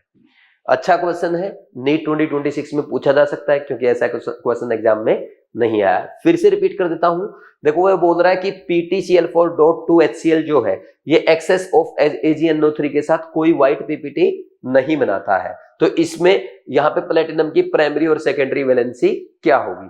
देखो अगर इसने व्हाइट PPT नहीं बनाई, इसका मतलब क्या है, ये PTCl4.2HCl है ना, इस फॉर्मेट में लिखा हुआ है, इस फॉर्मेट में इसका कॉम्प्लेक्स बनेगा H2PTCl6। अब इसको अगर आयनाइज करेंगे 2H प्लस आयन देगा और साथ में ये कॉम्प्लेक्स आयन देगा, लेकिन क्या ये कोई क्लोराइड आयन यहाँ पे दे रहा है? नहीं दे रहा, क्योंकि सारे क्लोरीन क्या है आपके कोऑर्डिनेशन कॉम्प्लेक्स में है। ठीक, तो अब ये क्लोराइड आयन नहीं देगा, तो AgNO3 के साथ कोई PPT नहीं बनाएगा। तो अब जब आपका ये कॉम्प्लेक्स बन रहा है, तो इसमें PT देखो +4 ऑक्सीडेशन स्टेट में है, तो इसकी प्राइमरी वैलेंसी +4 हो गई, और इसके सेकेंडरी वैलेंसी यानी कोऑर्डिनेशन नंबर कितना हो जाएगा? 6 हो जाएगा। आंसर पहला आ जाएगा, और ये फर्स्ट अटेम्प्ट का इजी क्वेश्चन कहलाएगा, क्योंकि आपको मैंने केयर टेस्ट में करवा दिया है। केयर टेस्ट में आपको ये भी बताता हूं कि कौन सा क्वेश्चन आपके एग्जाम में आ चुका है और कौन सा नहीं आया, कौन सा आपके एग्जाम में आ सकता है। ठीक, इस टाइप का क्वेश्चन आ सकता है आपके एग्जाम में। ठीक, इसके बाद question number 19, which of the following will exhibit maximum ionic conductivity. देखो आप चेक करो ना खुद, पहला क्या देगा? 4 पोटेशियम प्लस आयन और FeCN6 4- आयन। इसने कितने आयन्स दिए? इसने टोटल आयन्स दिए आपको 5। दूसरा CONH3 3+, ये तो इसका एक कैटायन हो गया और 3Cl- आयन हो गया, तो ये 4 आयन देगा। और तीसरा CuNH3 होल 4 Cl2 दे रखा है, तो ये एक तो कैटायन बनाएगा और 2 Cl- आयन, तो इसके 3 आयन बने। फिर NiCO4 जो है, NiCO4 का एक भी आयन नहीं आएगा, 0 आयन। तो सबसे ज्यादा आयोनिक कंडक्टिविटी किसकी होगी? जिसके आयन सबसे ज्यादा। तो आंसर क्या आ जाएगा? फर्स्ट आ जाएगा, आंसर 1। ये इजी क्वेश्चन पहले अटेम्प्ट में जाएगा। Next question, which of the following is an organometallic compound. देखो ऑर्गेनो मतलब ऑर्गेनिक, ऑर्गेनिक मतलब जिसमें कार्बन है, यानी कार्बन के साथ बॉन्ड बना रहा है। ऑर्गेनोमेटालिक का मतलब हुआ जो मेटल के साथ कार्बन बॉन्ड बना रहा है, चाहे सिग्मा बॉन्ड बनाए, पाई बॉन्ड बनाए, या sigma and pi both bond बनाए, उस केस में। तो इसमें देखो टाइटेनियम में यहाँ पे डायरेक्ट 4 आपके इथाइल जुड़े हैं, ऐसे ये इथाइल जुड़े हैं। ठीक, ये 4 इथाइल जुड़े हैं, सीधा कार्बन बॉन्डिंग कर रहा है टाइटेनियम के साथ। तो कार्बन बॉन्ड कर रहा है मेटल के साथ, तो ऑर्गेनोमेटालिक हो गया। पहला ऑर्गेनोमेटालिक है, बाकी में सब में ऑक्सीजन जुड़ेगा, आंसर 1 आएगा और इजी क्वेश्चन कहलाएगा। ठीक, next question number 21, the most stable complex among the following is. अब आपको इसमें मोस्ट स्टेबल कॉम्प्लेक्स बताना है। देखो यहाँ पे एल्यूमिनियम, प्लेटिनम, Ag है ना, और ये सब दे रखे हैं। देखो इसमें जनरली अगर हम बात करें, जब भी स्टेबिलिटी ऑफ कॉम्प्लेक्स बतानी होती है ना, उसमें कई सारे फैक्टर काम करते हैं। अगर आपको सेम मेटल आयन दे रखा है और सेम लिगेंड दे रखा है, उस केस में आप चेक करते हैं जहां पे मेटल आयन की ऑक्सीडेशन स्टेट ज्यादा होगी, तो वो ज्यादा उसमें CFSC ज्यादा होगी, वो स्टेबल कॉम्प्लेक्स होगा। और अगर आपका मेटल आयन सेम दे रखा है, चार्ज भी सेम है, लेकिन लिगेंड डिफरेंट है, तो उसमें लिगेंड फील्ड स्ट्रेंथ आप देखते हैं, जिसमें स्ट्रॉन्ग फील्ड लिगेंड होगा उसमें आपका CFSE ज्यादा होगी। और अगर मेटल्स अलग दे रखी है तो 3D से ज्यादा 4D वालों की और 4D से ज्यादा 5D वाले मेटल आयन मेटल की CFSE ज्यादा होती है, उनका स्टेबल कॉम्प्लेक्स बनेगा। 3D ज्यादा स्टेबल 4D का, 4D से ज्यादा 5D का। और एक बात ध्यान रखना, जहां पे आपका चिलेटिंग कॉम्प्लेक्स बन रहा है, यानी जहां पे पॉलीडेंटेड लिगेंड आ रहा है, उसकी स्टेबिलिटी हमेशा दूसरे से जनरली ज्यादा होती है। तो अब इस क्वेश्चन में अगर हम देखें, यहां पे ऑक्जेलेटो इथाइलिन डायमीन, ठीक, और EDTA, ये क्या बनाएंगे? चिलेटिंग कॉम्प्लेक्स बनाएंगे। इसमें क्या है, इसकी डेंसिटी 2 है, इसकी डेंसिटी भी 2 है, जबकि EDTA की डेंसिटी क्या है? 6 है। तो जिसकी डेंसिटी ज्यादा होगी वो सबसे ज्यादा स्टेबल कॉम्प्लेक्स बनाएगा। और यहाँ पे तो इसके तो मोनोडेंटेट है, तो आंसर क्या आ जाएगा इसका? 4 आ जाएगा। तो तीन पॉलीडेंटेट लिगेंड आपके आ रहे थे, 2 डाइडेंटेट थे और एक हेक्साडेंटेट है, तो हेक्साडेंटेट वाला सबसे ज्यादा स्टेबल बनाएगा, आंसर 4। और आंसर 4 के साथ ये इजी क्वेश्चन कहलाएगा। ठीक है भाई। Next question number 22। What is the shape of FeCO5? आपको पता है FeCO5 तो ऐसे बनता है, and this is known as trigonal bipyramidal. क्या बोलते हैं उसको? TBP। Answer is 4। Very easy. ठीक, करके भी दिखाऊं क्या? ऐसे बनेगा, Fe0 में है तो 3d6 और 4s2 इलेक्ट्रॉन होते हैं, तो इसमें एक्चुअल में क्या होगा? 3d6 के जो इलेक्ट्रॉन है उनकी तो पेयरिंग होगी 3d6 देखो ऐसे होगा, यहां पे ये ऐसे आ गया ना, एक बार ये देख लो, ये ऐसे आ गया ना, तो अब क्या होगा? ये सारे पेयरिंग करेंगे ऐसे, ये भी पेयरिंग करेगा, इसकी भी पेयरिंग करा देगा, और एक्चुअल में ये ऐसा हो जाएगा, सॉरी ये ऐसे हो जाएंगे पेयरिंग। तो फिर इसका ये D 3D और ये 3D का D, एक 4s का और 4p के 3, ये मिक्सिंग करके DsP3 हाइब्रिडाइजेशन करते हैं। समझ आएगा नहीं यार? DsP3 हाइब्रिडाइजेशन होगा। बोलो कोई डाउट है क्या? तो आंसर 4 आ गया। ये इजी क्वेश्चन था। ठीक, next question number 23। Coordination compounds have great importance in biological system. In this context, which of the following statement is incorrect? भाई ये तो बायोलॉजी का क्वेश्चन, आराम से आप कर सकते हो। Cyanocobalamin is vitamin B12 and contains cobalt, बिल्कुल सही है। Haemoglobin is red pigment of blood and contains iron, very good. Chlorophyll is green pigment in plants and contain calcium, not calcium, magnesium. ठीक, carboxypeptidase A is an enzyme and contains zinc, ये भी सही है। तो answer क्या आ गया? 3। And most easy question, easiest question of the coordination compound. Next question number 24। Wilkinson's catalyst, वैसे विल्किंसन कैटालिस्ट पे इस बार नीट 2025 में क्वेश्चन आ चुका है, बट डायरेक्ट फॉर्मूला बेस नहीं था, मैच द कॉलम में आया था। Wilkinson's catalyst used as a homogeneous catalyst in the hydrogenation of alkene contains। इसमें क्या होता है? जो विल्किंसंस कैटालिस्ट है ना, वो होता है आपका रोडियम, ये क्लोरीन, और PH3 थ्राइस। ठीक, ये होता है। ठीक, ये कॉम्प्लेक्स होता है। इसका नेम क्या होना चाहिए? क्लोराइडो ट्रिस ट्राइफिनाइल फोस्फिन। ठीक है, ट्राइफिनाइल फोस्फिन, और ये रोडियम 1। ठीक, जो बच्चे ये बुक यूज कर रहे हैं उसमें थोड़ा सा ये फॉर्मूले में मैंने क्लोरीन पीछे लिख रखा है, तो आप क्लोरीन को थोड़ा सा ठीक कर देना। ठीक, क्योंकि एनसीईआरटी में भी फॉर्मूला गलत लिख रखा है, लेकिन एग्जैक्ट इसको ऐसे लिखा जाएगा और ये इसका IUPAC नेम कहलाएगा। नेम वगैरह ठीक है, बस ये थोड़ा सा लिखने में ना CL पीछे कर रखा मैंने बुक में, तो इस बुक में ठीक करना। वैसे उससे कोई फर्क भी नहीं पड़ेगा, क्योंकि मोस्ट ऑफ द बुक में एनसीईआरटी में मैंने आपको जैसे बताया गलती लिखे हैं, बट अगर हम किसी चीज को करेक्ट कर सकते हैं, परफेक्ट बना सकते हैं, तो परफेक्ट बनाने की कोशिश होनी चाहिए। और ऐसे क्वेश्चन अगर आपको इस बुक में ऐसे छोटे छोटे पॉइंट कोई आपको लगता है कि रॉन्ग है, प्लीज आप वैल्यूएबल फीडबैक जरूर दें, ताकि नेक्स्ट एडिशन में हम उसको इंप्रूव कर सके। बाकी मैंने कोशिश की पिछले 4-5 सालों में हर चीज को सुधारने की, मिनिमम से मिनिमम एरर रखने की, क्योंकि एरर तो हमेशा आएगा, कोई भी ह्यूमन बीइंग परफेक्ट नहीं हो सकता है। बट उम्मीद है सपोर्ट रहेगा आप लोगों का, तो इसमें जो भी मिस्टेक होगी वो भी हम इंप्रूव कर देंगे। ठीक, आंसर इसका रोडियम आ जाएगा। आंसर 24 का थर्ड, और ये भी इजी क्वेश्चन था। ठीक है भाई, next question number 25, the complex. ये देखा, ये बड़ा अच्छा क्वेश्चन है भाई। Have how many geometrical isomers. देखो कोई भी इसका आंसर थर्ड करके आ जाएगा, आंसर 1 हो जाएगा और इजी क्वेश्चन कहलाएगा। लेकिन मेरा इंटरेस्ट इसमें नहीं है, मेरा इंटरेस्ट देखना क्या है, यहां पे 3 जो आइसोमर बनेंगे कैसे बनेंगे। जैसे मान लीजिए मैंने यहाँ पे NH3 रखा, यहाँ पे पेरिडिन है, यहाँ पे ब्रोमीन और यहाँ पे क्लोरीन। 3 आइसोमर कैसे बनाएंगे आप, इसके ध्यान रखना। MABCD टाइप कॉम्प्लेक्स है, स्क्वायर प्लेनर कॉम्प्लेक्स है, तो 3 ऐसे बनेंगे। NH3 के ट्रांस में एक बार ब्रोमीन, एक बार पिरिडिन को लेके आओ, ब्रोमीन यहां आ जाएगा, Cl ये आ गया, और एक बार आप क्लोरीन को NH3 के ट्रांस में लेके आएंगे, यहां पे आपका पिरिडिन आ जाएगा और ये आपका ब्रोमीन आ जाएगा। बन गए ना 3 आइसोमर। अब आप बोलेंगे सर आपने तो ओनली अमोनिया के रिस्पेक्ट में देखा है। भाई आप एक काम करो, किसी और के रिस्पेक्ट में देख लो। देखो क्लोरीन के साथ पिरिडिन ट्रांस आया, क्लोरीन के साथ ब्रोमीन ट्रांस आया, और क्लोरीन के साथ अमोनिया ट्रांस आया, ब्रोमीन के साथ अमोनिया ट्रांस, ब्रोमीन के साथ क्लोरीन ट्रांस, ब्रोमीन के साथ पिरिडिन ट्रांस, पिरिडिन के साथ क्लोरीन ट्रांस, पिरिडिन के साथ अमोनिया ट्रांस, पिरिडिन के साथ ब्रोमीन ट्रांस। सारे केस कवर हो गए। सर अब तो ओनली ट्रांस वाले काउंट कर रहे हो, किसी और का चेक कर लो। अमोनिया के साथ पिरिडिन सिस, अमोनिया के साथ Cl सिस, अमोनिया के साथ ब्रोमीन सिस, अमोनिया के साथ Cl सिस, अमोनिया के साथ पिरिडिन सिस, अमोनिया के साथ ब्रोमीन सिस।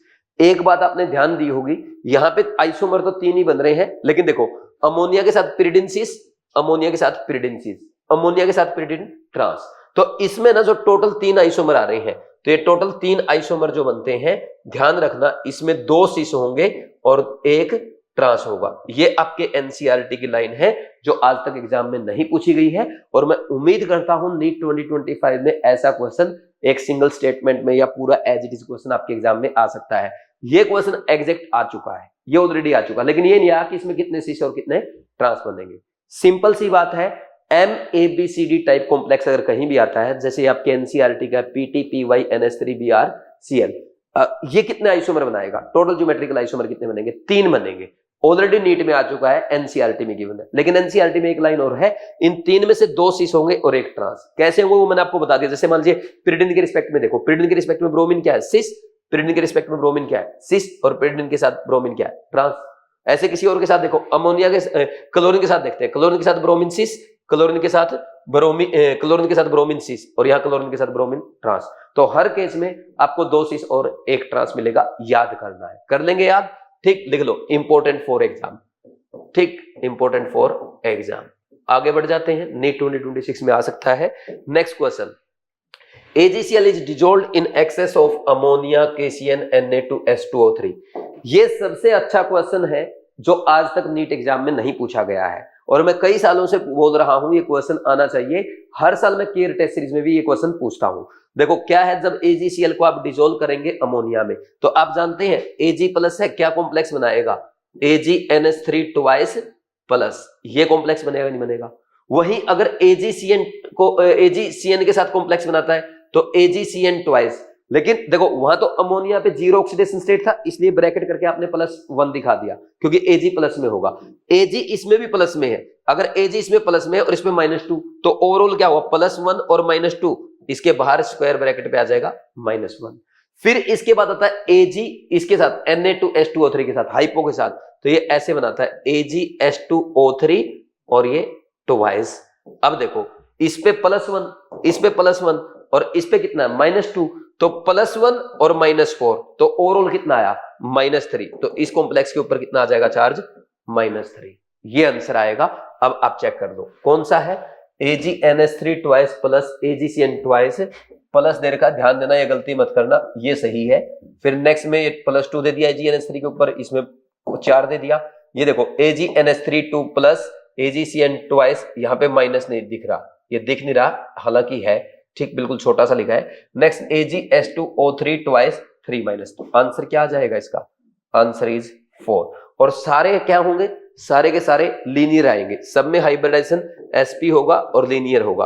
अब कुछ बच्चे बोल रहे होंगे सर वो तो हम बना लेंगे, ये कैसे बनेगा, ये ऐसे बनेगा भाई, ये ऐसे कोऑर्डिनेट कर रहा है। हमेशा जो आपका थायोसल्फेटो है वो एक ही बॉन्ड बनाता है, ठीक, ध्यान रखना। जैसे अब ये दोनों ऐसे बन जाएंगे, इनका तो आपको वैसे भी पता है, कर लेंगे ना, ये अच्छा क्वेश्चन था, ठीक, ये ऐसे। हो जाएगा भाई, ठीक, 26 हो गया। नेक्स्ट इसके बाद क्वेश्चन नंबर, लिख लो इसको, नीट 2026 में आ सकता है, नीट 2026 में आ सकता है। क्यों आ सकता है वो मैंने आपको बता दिया है, ठीक, आगे बढ़ जाए। अच्छा, अगर ये क्वेश्चन नीट 2026 में आता है, सिंपल है, AgNH3 के साथ AgNH3 ट्वाइस प्लस बनाएगा, साइनाइड के साथ AgCN ट्वाइस माइनस बनाएगा, और थायोसल्फेट के साथ क्या बनाएगा, AgH2O3 ट्वाइस 3 माइनस बनाएगा। एग्जामिनर गलती है ना, ज्यादातर जो गलती के चांस आपके वो यहां कराएगा, जैसे H2O3 दे रखा ना इसने, यहां 2 कर देगा और यहां 3 लिख देगा। एक दो ऑप्शन तो ये बना सकता है, और एक ऑप्शन यहां पे एक बार 3 माइनस एक बार 2 माइनस, ऐसे मिस्टेक करवाएगा आपसे। हो सकता है पूरा क्वेश्चन एज इट इज ना आए, ओनली इसमें भी आपसे मिस्टेक करवाई जाए, ध्यान रखना इसका।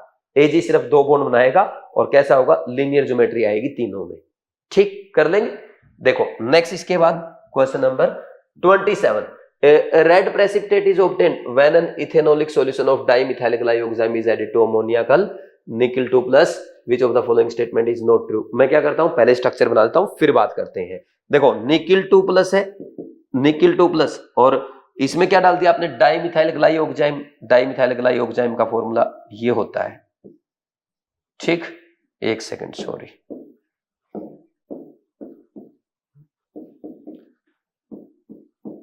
ठीक, इसके 2 मॉलिक्यूल लेने होते हैं, और 2 मॉलिक्यूल साथ में NH4OH के आएंगे, तो ये OH क्या करेगा, इस H प्लस को निकाल लेगा, इस पे नेगेटिव चार्ज आ जाएगा। और अब कॉम्प्लेक्स देखना कैसे बनेगा, निकल 2 प्लस को ऐसे कोऑर्डिनेट करेंगे 4 नाइट्रोजन, ये देखो ये ऐसे कोऑर्डिनेट करते नजर आएंगे, ठीक, ये ऐसे, ठीक, और इधर देखना ऐसे,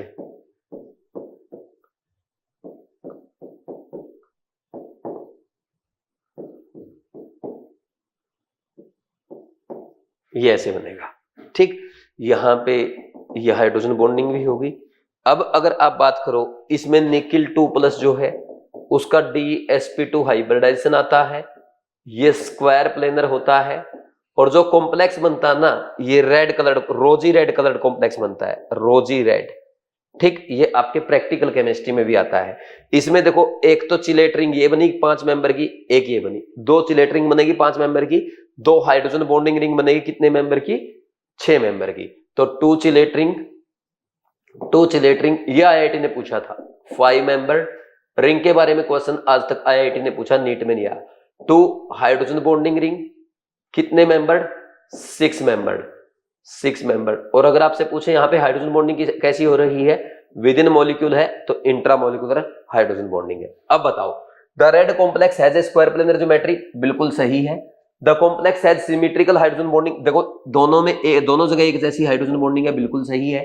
the red complex has a tetrahedral geometry, wrong statement है। Dimethyl glyoxime function as bidentate ligand, बिल्कुल 2 नाइट्रोजन कोऑर्डिनेट कर रहे हैं, सही है। आंसर 3, इसमें रॉन्ग पूछा था, आंसर इज 3, और ये आपका इजी या मीडियम क्वेश्चन कहा जा सकता है। बोलो कोई डाउट तो नहीं, कर लेंगे भाई, कुछ लिखना लिख लो, क्योंकि ये बहुत अच्छा क्वेश्चन है, काफी टाइम से नीट में नहीं आया, पहले जरूर आ चुका है, ठीक, इन पे जरूर ध्यान देना। 2 चिलेट रिंग 5 मेंबर्ड होगी, 2 hydrogen bonding, intramolecular hydrogen bonding से 6 मेंबर्ड रिंग बनेगी, ठीक। पिछले में हमने लिख लिया था इजी क्वेश्चन है कैसा है, आंसर कहां लिखा पिछले का, पिछले का आंसर 4, और इजी तो लिखा ही नहीं आपने, ये चलो मीडियम में रख लेते हैं इसको, है ना, ठीक है। Next question number 28, the assertion, ये बोला TiH2O6 plus is coloured while SCH2O6 plus is colourless, बिल्कुल सही है। Ti3 प्लस में क्या है, ये भाई 3D1 कॉन्फ़िगरेशन है इसका, ठीक, और ये क्या है, वॉयलेट कलर्ड कॉम्प्लेक्स बनाता है DD ट्रांजिशन के कारण, जबकि स्कैंडियम 3 प्लस में क्या है, 3D0 है, तो ये कलरलेस हो जाएगा, इसमें DD ट्रांजिशन नहीं हो पाएगा, इसमें DD ट्रांजिशन होगा। कर लेंगे या नहीं कर लेंगे, ठीक, तो पहली स्टेटमेंट तो सही है। Next, reason DD transition is not possible in scandium H2O6 plus, ये भी सही है। और reason explain assertion, reason explain assertion, बिल्कुल सही है, इसमें DD ट्रांजिशन नहीं होगा, दूसरे वाले में DD ट्रांजिशन नहीं होगा, ठीक। तो ये आसान सा क्वेश्चन हो गया आपका, और इसका आंसर 1 आ गया, आंसर इज 1। ठीक, आंसर 1 इजी क्वेश्चन माना जाएगा, 28 का फर्स्ट आंसर आ जाएगा। ठीक, next question number 29।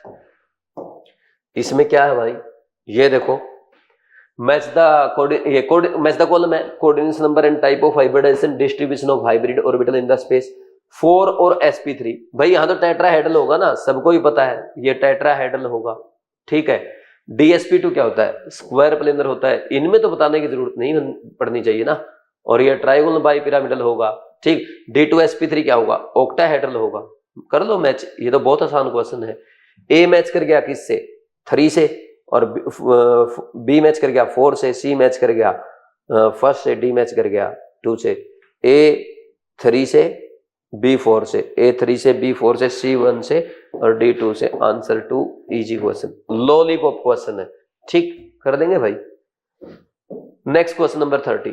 A chelating agent has 2 और more than 2 donor atom to bind to a single metal ion, which of the following is not a chelating agent. भाई इसमें chelating agent नहीं है, ये पूछा है। जो थायोसल्फेट है ना, यही आंसर आ जाएगा इसका, क्योंकि अभी आपने देखा था थायोसल्फेटो क्या करता है, ये मोनोडेंटेट है। ये क्या होता है, मोनोडेंटेट होता है। अभी हमने बनाया भी था, ये मोनोडेंटेट है। ठीक, बाकी देखो, ये बाकी जो है ना, ये तीनों आपके, चाहे ऑक्सैलेटो है, ग्लाइसिनेटो है, इथेन 1 2 डायमीन है, ये डाइडेंटेट है। और ये क्या बनाएंगे, चिलेट कंपाउंड होंगे, ये चिलेट लिगेंड है, ये चिलेट फॉर्म करेंगे। तो आंसर 1 आ जाएगा, वेरी इजी क्वेश्चन है। ठीक, next question number 31। The sum of total number of unpaired electron present in, ये दे रखा है COCN6 4 माइनस, COCN6 4 माइनस। ठीक, अब इसमें देखना क्या होगा। अगर इसमें हम देखें, ये है कोबाल्ट 2 प्लस में, कोबाल्ट 2 प्लस में होता है 3d7 कॉन्फ़िगरेशन। तो 3d7 कॉन्फ़िगरेशन तो आप ऐसे ही लिखोगे ना, T2G6 और Eg में 1 जाएगा, आपका 1 इलेक्ट्रॉन जाएगा। ठीक, और यहाँ पे नंबर ऑफ अनपेयर्ड इलेक्ट्रॉन 1 आ जाएगा। फिर आप लिखो CONH36 और ये Cl2, यहाँ पे कोबाल्ट फिर से 2 प्लस में है, 3d7 कॉन्फ़िगरेशन आएगा। लेकिन अमोनिया क्या है, यहाँ पे अमोनिया वीक फील्ड लिगेंड होगा। और ऐसे केस में आप क्या लिखोगे, T2G3 आएगा फिर, और फिर Eg में 2 आएगा। फिर लिखोगे आप T2G में कितना, 3 2 5 और 2 7, T2G5 Eg2। ठीक, आप ऐसे दिखाओगे ना, ये देखो इलेक्ट्रॉन की फिलिंग 1 2 3 4 5 6 7, तो 3, इसमें 3 अनपेयर्ड इलेक्ट्रॉन। तो टोटल अनपेयर्ड इलेक्ट्रॉन कितने हो गए, टोटल अनपेयर्ड इलेक्ट्रॉन दोनों हो गए 1 + 3 = 4।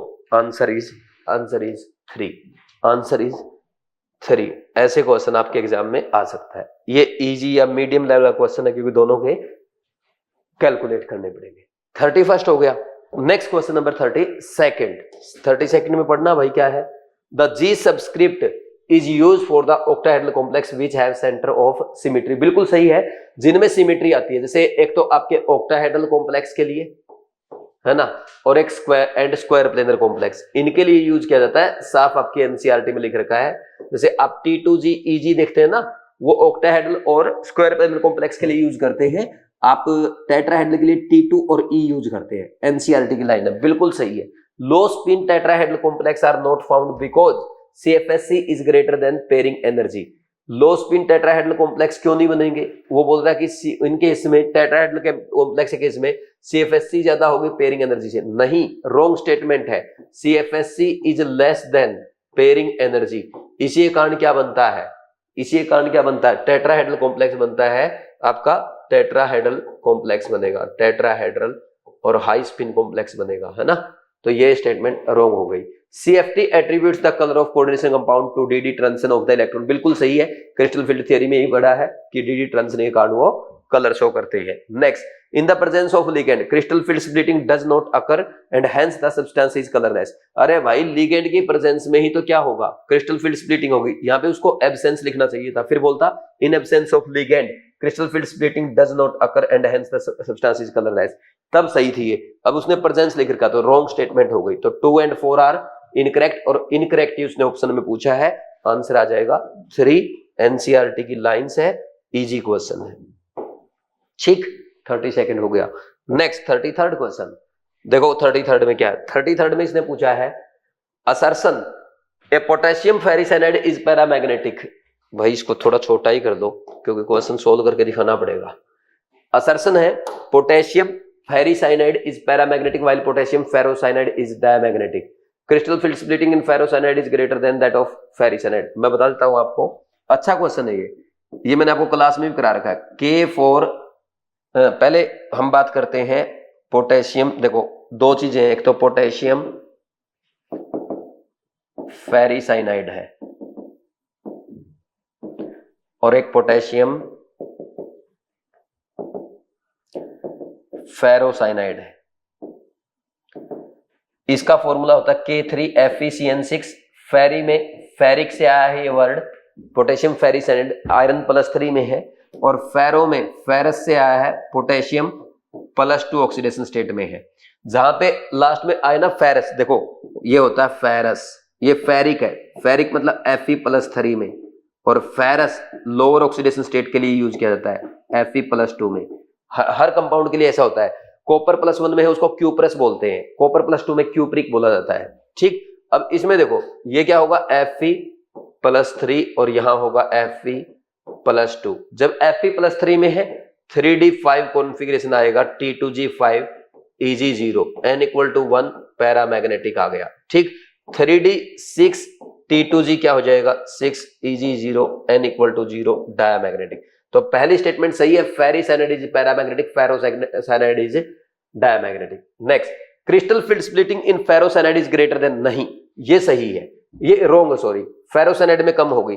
K3FeCN6 दोनों में लिगेंड सेम है, तो जिसकी ऑक्सीडेशन स्टेट ज्यादा होगी, जिसकी ऑक्सीडेशन स्टेट ज्यादा होगी उसकी CFSC ज्यादा होगी। तो ये आपका CFSC का ऑर्डर फेरिसाइनाइड की ज्यादा होगी फेरोसाइनाइड से, तो रॉन्ग हो गया reason. Assertion right, reason false. Answer is 3, answer is 3। Very easy question, कर देंगे भाई, ठीक है। अच्छा क्वेश्चन है, नीट 2026 में आ सकता है, लिख सकते हो इस पे। ठीक भाई, जरूरी नहीं कि यही आए, लेकिन ऐसे क्वेश्चन आ सकते हैं, ठीक है ना। क्यों लिखा नीट 2026 में आ सकता है? क्योंकि देखो सबसे पहले तो आपको क्या है, असर्शन रीजन का क्वेश्चन गिवन है, और असर्शन रीजन में भी पोटेशियम फेरिसाइनाइड और फेरोसाइनाइड दिया गया है, तो आपको पता होना चाहिए फेरिसाइनाइड क्या होता है, फेरोसाइनाइड क्या होता है। फेरी आया फेरिक से जिसमें आयरन +3 में होता है, और फेरो आया फेरस से जिसमें आयरन +2 में होता है। तो पोटेशियम फेरिसाइनाइड का फॉर्मूला बनाया K3FeCN6 और पोटेशियम फेरोसाइनाइड का बनाया K4FeCN6। अब असर्शन रीजन पढ़ो, potassium ferricyanide is paramagnetic while potassium ferrocyanide is diamagnetic. तो Fe+3 में तो 3d5 कॉन्फ़िगरेशन है, उसमें एक अनपेयर्ड इलेक्ट्रॉन आएगा, T2g5 पैरामैग्नेटिक हो जाएगा। फेरोसाइनाइड में Fe2+ है, 3d6 कॉन्फ़िगरेशन होगा, T2g6 Eg0 डायमैग्नेटिक आ जाएगा, सारे पेयर्ड इलेक्ट्रॉन है। तो असर्शन तो सही है, कोई दिक्कत नहीं है। रीजन पढ़ो, crystal field splitting in ferrocyanide is greater than that of ferricyanide, ये रॉन्ग है, क्योंकि अगर लिगेंड सेम है तो मेटल और मेटल आयन भी सेम है, तो जिसमें मेटल आयन की ऑक्सीडेशन स्टेट ज्यादा उसकी CFSC क्या होती है, ज्यादा होती है। तो फेरिसाइनाइड की CFSC फेरोसाइनाइड से ज्यादा होगी। Assertion right, reason wrong, and क्या आ जाएगा, आंसर 3rd आ जाएगा। अगर बाई चांस इसने ये भी लिखा होता K4FeCN6 जो है, K4FeCN6 जो है उसकी कम है, ग्रेटर की बजाय यहाँ पे क्या होता, ग्रेटर की बजाय लेसर होता, लेसर देन दैट ऑफ, तो रीजन ठीक हो जाता, लेकिन फिर भी रीजन करेक्ट एक्सप्लेनेशन नहीं होता। क्यों नहीं होता? क्योंकि फेरिसाइनाइड इसलिए पैरामैग्नेटिक है क्योंकि उसके पास एक अनपेयर्ड इलेक्ट्रॉन है, और फेरोसाइनाइड इसलिए डायमैग्नेटिक है, उसके पास कोई भी अनपेयर्ड इलेक्ट्रॉन नहीं है। ना कि ये रीजन आएगा CFSC वाला। बोलो कोई डाउट नहीं है? कर लेंगे भाई। तो अच्छा क्वेश्चन है, कुछ नोट करना तो कर सकते हो। नेक्स्ट क्वेश्चन नंबर 34, स्टेटमेंट वाला क्वेश्चन है। AgNH3 twice AgCN twice is named as diamine silver dicyanido argentate। ठीक, बिल्कुल सही है। देखो डाइअमाइन सिल्वर और ये डाइसाइनाइडो अर्जेंटेट, बिल्कुल सही है, नेम तो बिल्कुल सही है। Statement 2, in the above complex the silver 1 ion is coordinated by 2 amine and 2 cyano, बिल्कुल सही है। यहाँ पे क्या है, 2 अमोनिया कोऑर्डिनेट कर रहे हैं और 2 साइनो, साइनो बोल दो या साइनाइडो बोल दो, एक ही बात होता है। ठीक, और यहाँ पे इसके ऊपर नेगेटिव चार्ज आएगा। Both statement are true. Both statement 1 and 2 are true, answer is 4। ये इजी क्वेश्चन था, very easy question, lollipop question है।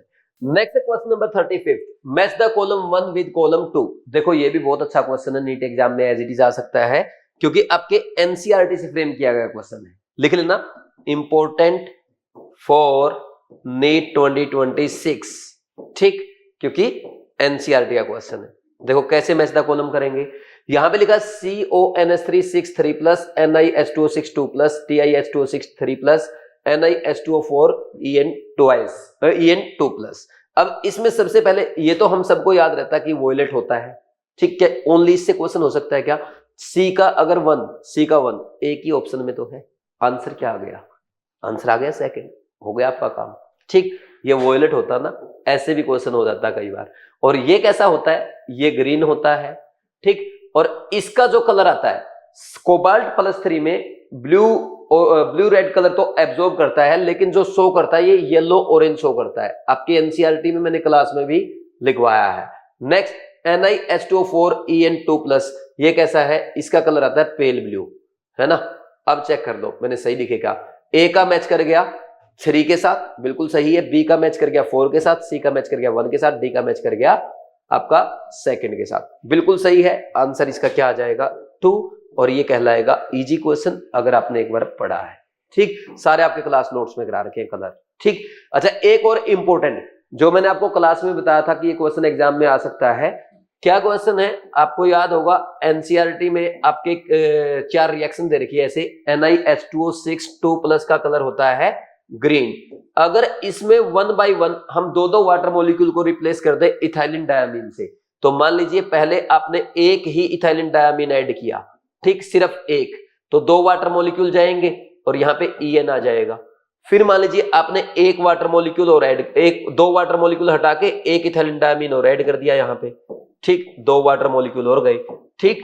अब नेक्स्ट एक काम और कर सकते हो, अब 6 के 6 हटा के ऐसे आप तीनों इथाइलिन डायमीन ले आओ, ये कॉम्प्लेक्स बना दिया, यहां पे एक एक इथाइलिन डायमीन ऐड करते गए।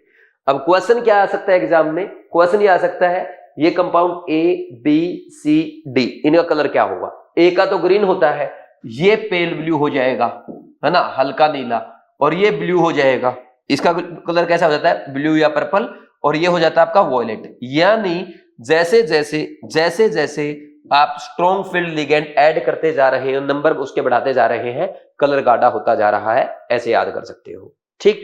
ऐसे ही पूछ सकता है NiH2O6 1:1 के रेशियो में रिएक्ट कर रहा है किसके साथ, इथाइलिन डायमीन के साथ, तो कलर कैसा आएगा, पेल ब्लू आएगा। 1:2 के रेशियो में कर रहा है तो कलर कैसा आएगा, ब्लू आएगा। और 1:3 के रेशियो में कर रहा है तो कैसा कलर आएगा, वॉयलेट आएगा। ये क्लास में याद कराया था, ड्रीम बैच वाले सब बच्चों को मेरी ये बात याद होगी, वहां पे मैंने बोला था कि क्वेश्चन इस फॉर्मेट में भी आ सकता है, क्योंकि एनटीए अब बाल की खाल उतारने में लगा है, ठीक। नेक्स्ट, इसके बाद Which of the following statement is true about deca carbonyl dimanganese O0? ये देखो, ये बड़ा बढ़िया क्वेश्चन है। It is made up of 2 square pyramidal MnCO5 units, बिल्कुल सही स्टेटमेंट है। देखो इसमें क्या है, जो आपका डेका कार्बोनिल डायामैग्नीज 0 है, इसमें इसका फॉर्मूला बनता है Mn2CO10, और इसमें क्या 2 यूनिट जुड़ी होती है। 2 यूनिट कैसे, ये एक Mn एक ये Mn, दोनों Mn में बॉन्ड है, और यहां वाला जो Mn है तो इससे 5 CO जुड़े हैं उधर वाले से, और 5 CO आपके इधर वाले Mn से जुड़े हैं। कैसे जुड़े होते हैं वो, मान लीजिए इस बुक के सेंटर में आपने मान लिया Mn है ऐसे, तो इससे 4 CO मॉलिक्यूल ऐसे जुड़े हैं और 1 CO इधर जुड़ा है ऐसे, तो ये कैसी ज्योमेट्री बनाएंगे, ये ऐसे, ये बनाएंगे स्क्वायर पिरामिडल।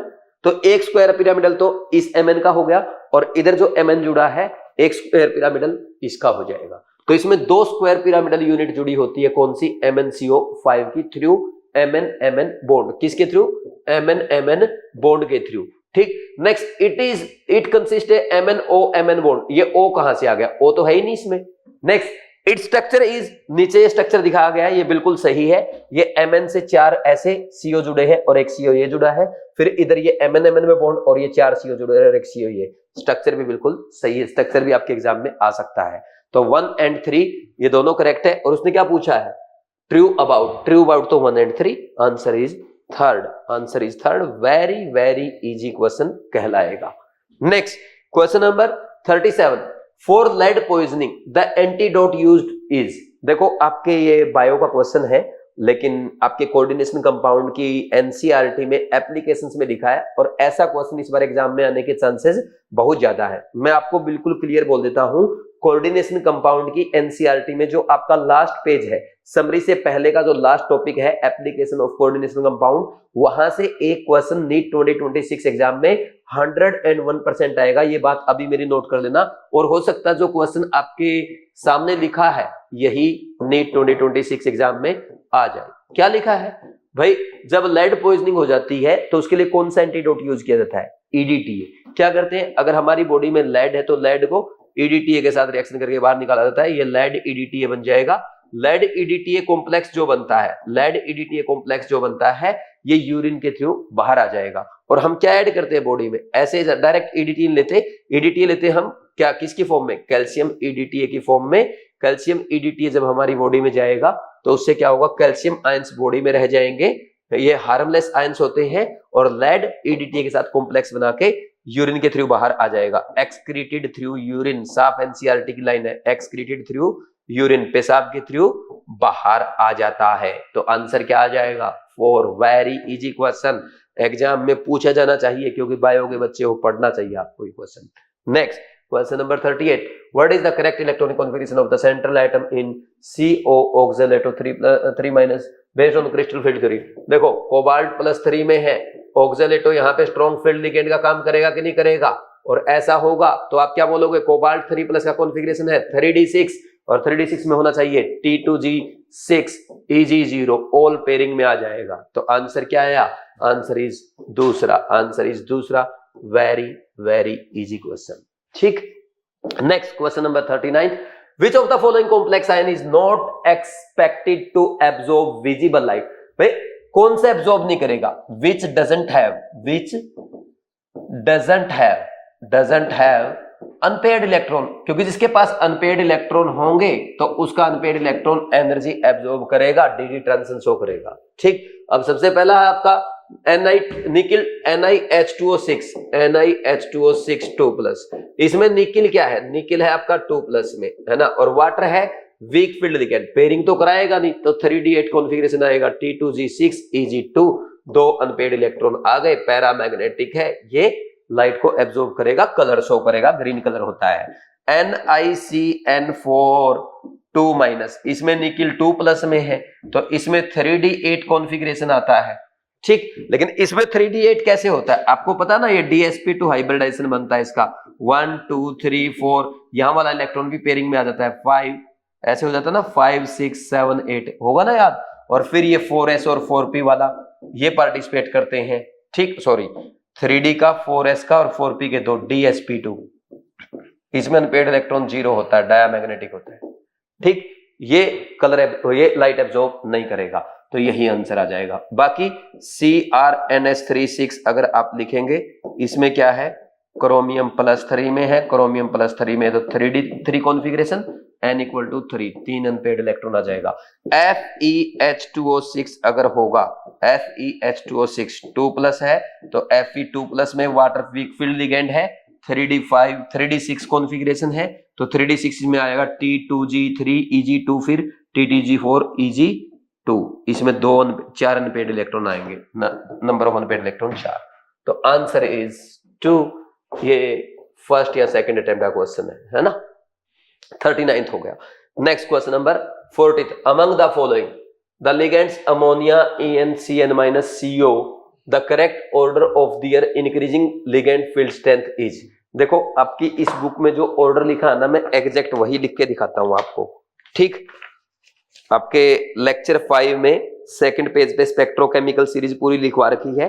तो सबसे स्ट्रॉन्ग फील्ड लिगेंड तो अच्छा, सबसे वीक से स्टार्ट करते हैं, I-, उसके बाद Br-, SCN-, और Cl-, H2-, F-, और OH-, और ऑक्जेलेटो, ठीक, और वाटर, और NCS-।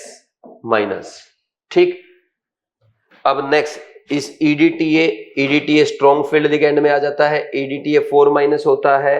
अमोनिया दिया है, उससे स्ट्रॉन्ग इथाइलिन डायमीन है, उससे स्ट्रॉन्ग CN- और सबसे स्ट्रॉन्ग CO है। ये होता है, these are strong field ligand and ऊपर वाले इज वीक फील्ड लिगेंड्स। बोलो कोई डाउट है क्या? अब कर लो चेक, क्या आंसर आएगा। NCERT का है। CO सबसे स्ट्रॉन्ग, CN- से वीक, EN और NH3। Answer is 2। कोई ऐसा और ऑप्शन नजर नहीं आ रहा। देखो इसमें NH3 आगे आ गया साइनाइड से, है ना। फोर्थ में था CO सबसे आगे। कर देंगे ऐसे। ये NCERT का इजी क्वेश्चन था, मैंने सारा लिखवा दिया। तो ऐसे सब कुछ है ना NCERT का आपका इस बुक में लिखवाया गया है ना। और खास बात ये मैंने ब्लू कलर से हाईलाइट कर रखा है। इसके नीचे के जो 4 पॉइंट इंपॉर्टेंट वो मैं पहले बता चुका हूं आपको। ठीक, ध्यान रखना, ओनली ये लिगेंड है जो स्ट्रॉन्ग फील्ड लिगेंड का काम करेंगे। बट फिर भी क्वेश्चन सोल्व करते टाइम आपको 4 पॉइंट और ध्यान रखने हैं। कोबाल्ट 3+ और कॉपर 2+ केस में वाटर और अमोनिया स्ट्रॉन्ग फील्ड लिगेंड का काम करेंगे। वाटर वीक फील्ड लिगेंड है, अमोनिया स्ट्रॉन्ग फील्ड लिगेंड है, but they work as strong field ligand in case of cobalt 3+ and copper 2+ only. Cobalt 2+ के case में भी वो स्ट्रॉन्ग फील्ड लिगेंड नहीं है, वीक है। किसके केस में strong? Only cobalt 3+ and copper 2+। F- will work as strong field ligand in case of nickel 4+।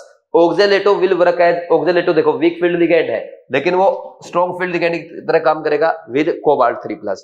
4D और 5D सीरीज के साथ सारे स्ट्रॉन्ग फील्ड लिगेंड का काम करते हैं। बोलो कोई डाउट नहीं है? आंसर इसका आ ही गया है। Question number 40। First, which of the following statement is are correct for FeCN6 3-। अच्छा ये तो बहुत आसान क्वेश्चन है यार। FeCN6 3-, तो इसमें 3D5 होगा, तो इसमें होता है T2G5 EG0। ठीक, और अगर ऐसे दिखाओ जैसे आप VBT से करते हो तो VBT में पेयरिंग करानी पड़ेगी 1 2 3 4 5, तो ये दोनों पेयरिंग कर जाएंगे यहाँ पे ऐसे। ये दोनों हटाओ, ये पेयरिंग कर गया, ये पेयरिंग कर गया ऐसे, और 4S खाली और 4P। ठीक, तो ये 3D 4S और 4P के 6 ऑर्बिटल इंटरमिक्सिंग करके D2sp3 हाइब्रिडाइजेशन करेंगे। इनर ऑर्बिटल कॉम्प्लेक्स बनेगा, ऑक्टाहेड्रल ज्योमेट्री होगी, और इसमें नंबर ऑफ अनपेयर्ड इलेक्ट्रॉन 1 है। ये पैरामैग्नेटिक है, और ये लो स्पिन कॉम्प्लेक्स बनेगा क्योंकि पेयरिंग हो गई ना। ठीक, अगर 5 के 5 अनपेयर्ड रहते तो हाई स्पिन कॉम्प्लेक्स होता, अब ये लो स्पिन कॉम्प्लेक्स हो गया, और बनाने का ऐसे बन जाएगा। ठीक है भाई, ये सॉल्व करना था आपको, कर लेंगे ऐसे। अब बताओ क्या इसमें इट शोज D2sp3 हाइब्रिडाइजेशन, बिल्कुल सही है। It shows high spin complex, नहीं। It is paramagnetic, it is inner orbital complex, not outer orbital complex. तो करेक्ट इसने पूछा 1 and 3, 1 and 3, आंसर इज 1। ऐसा क्वेश्चन एक इजी है या मीडियम है, फर्स्ट या सेकंड अटेम्प्ट का क्वेश्चन है। ठीक, नेक्स्ट है question number 42। The complex CONH3 CrCN6 and CrNH3 COCN6R था। अच्छा, ये दोनों वो देखे कोऑर्डिनेशन। ठीक है, ये मैंने पहले करवा तो दिया आपको, थोड़ी देर पहले बताया तो था। ये कौन सा आइसोमेरिज्म शो करेंगे? ये पूछा कोऑर्डिनेशन आइसोमेरिज्म शो करेंगे। इस पे तो बहुत देर हमने डिस्कस किया था। तो आंसर 4 इजी क्वेश्चन है, तो पहले डिस्कस कर चुका हूं आराम से।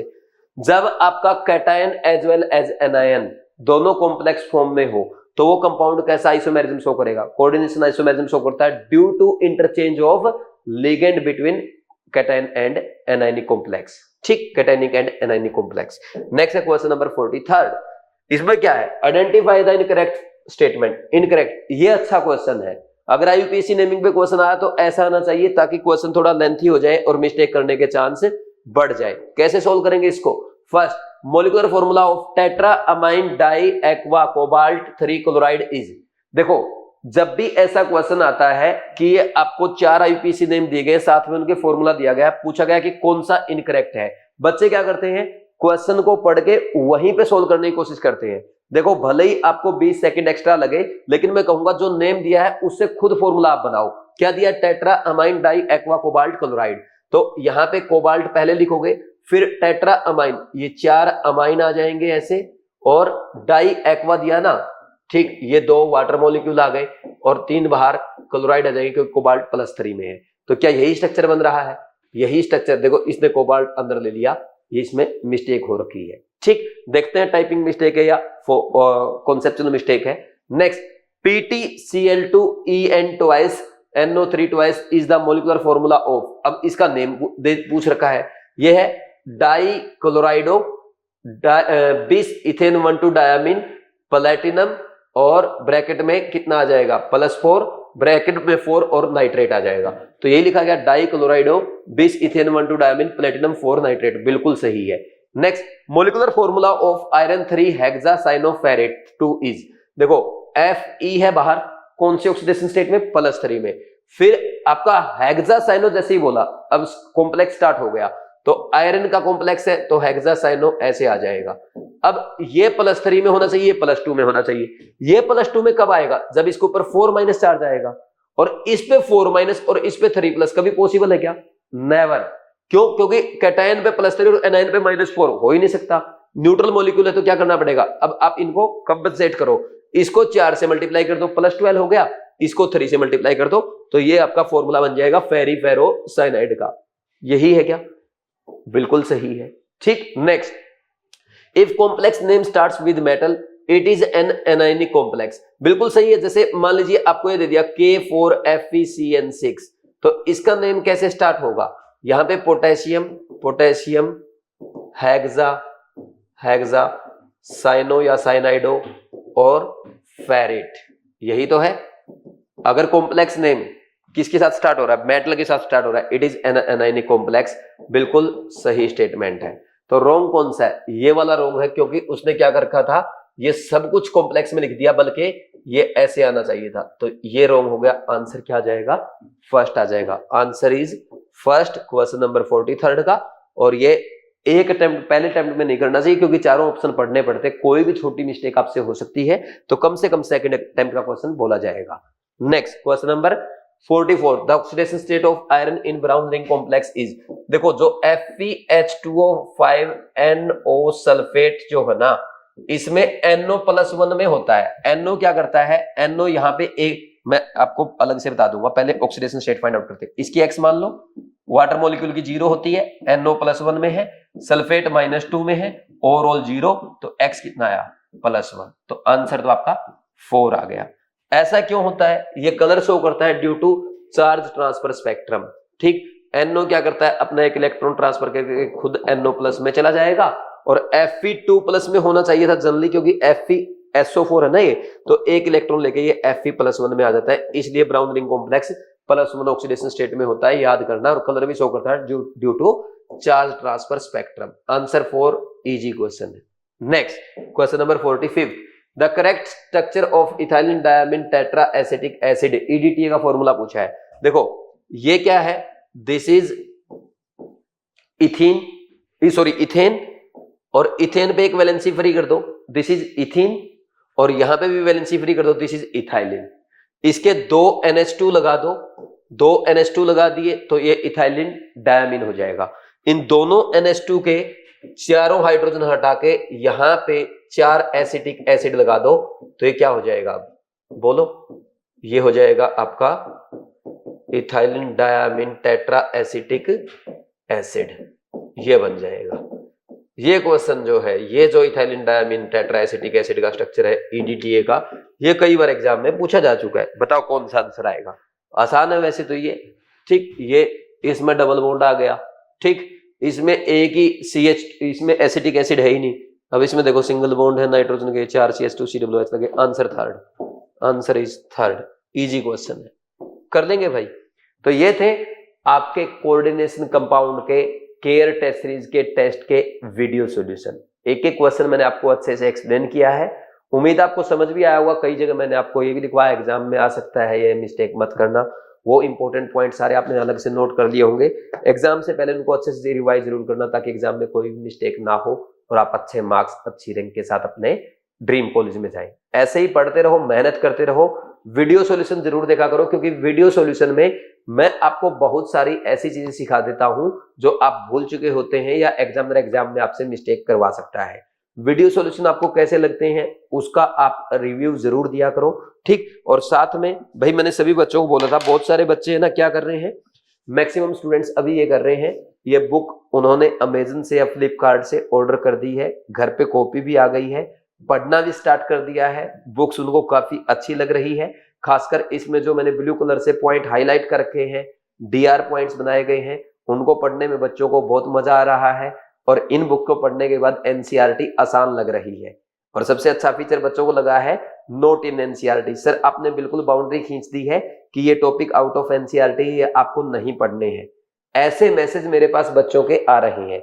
देखो अगर आप मेरे पास मैसेज करेंगे, मुझे तो पता ही मेरी बुक्स कैसी है, आप अपना ऑनेस्ट रिव्यू अमेजन या फ्लिपकार्ट पे दें, सोशल मीडिया पे दें, ताकि दूसरे बच्चों को भी पता चले आपके लिए pure NCERT based hand written notes जो सुनील सर के अवेलेबल है अमेजन और फ्लिपकार्ट पे, उससे अच्छी बुक कोई भी आपको ऑनलाइन में नहीं मिल सकती है।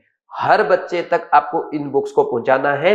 इवन अपने हर गांव तक, हर गवर्नमेंट स्कूल के बच्चे तक हमें इन बुक्स को पहुंचाना है, ताकि हर बच्चा केमिस्ट्री को बिना किसी टेंशन के, बिना किसी प्रेशर के इजीली लर्न कर सके। तो इन बुक्स को आप ज्यादा से ज्यादा शेयर करें, क्योंकि ये बुक मैंने आपके लिए बहुत मेहनत से प्रिपेयर की है। ठीक है भाई, thank you very much, all the best, God bless you.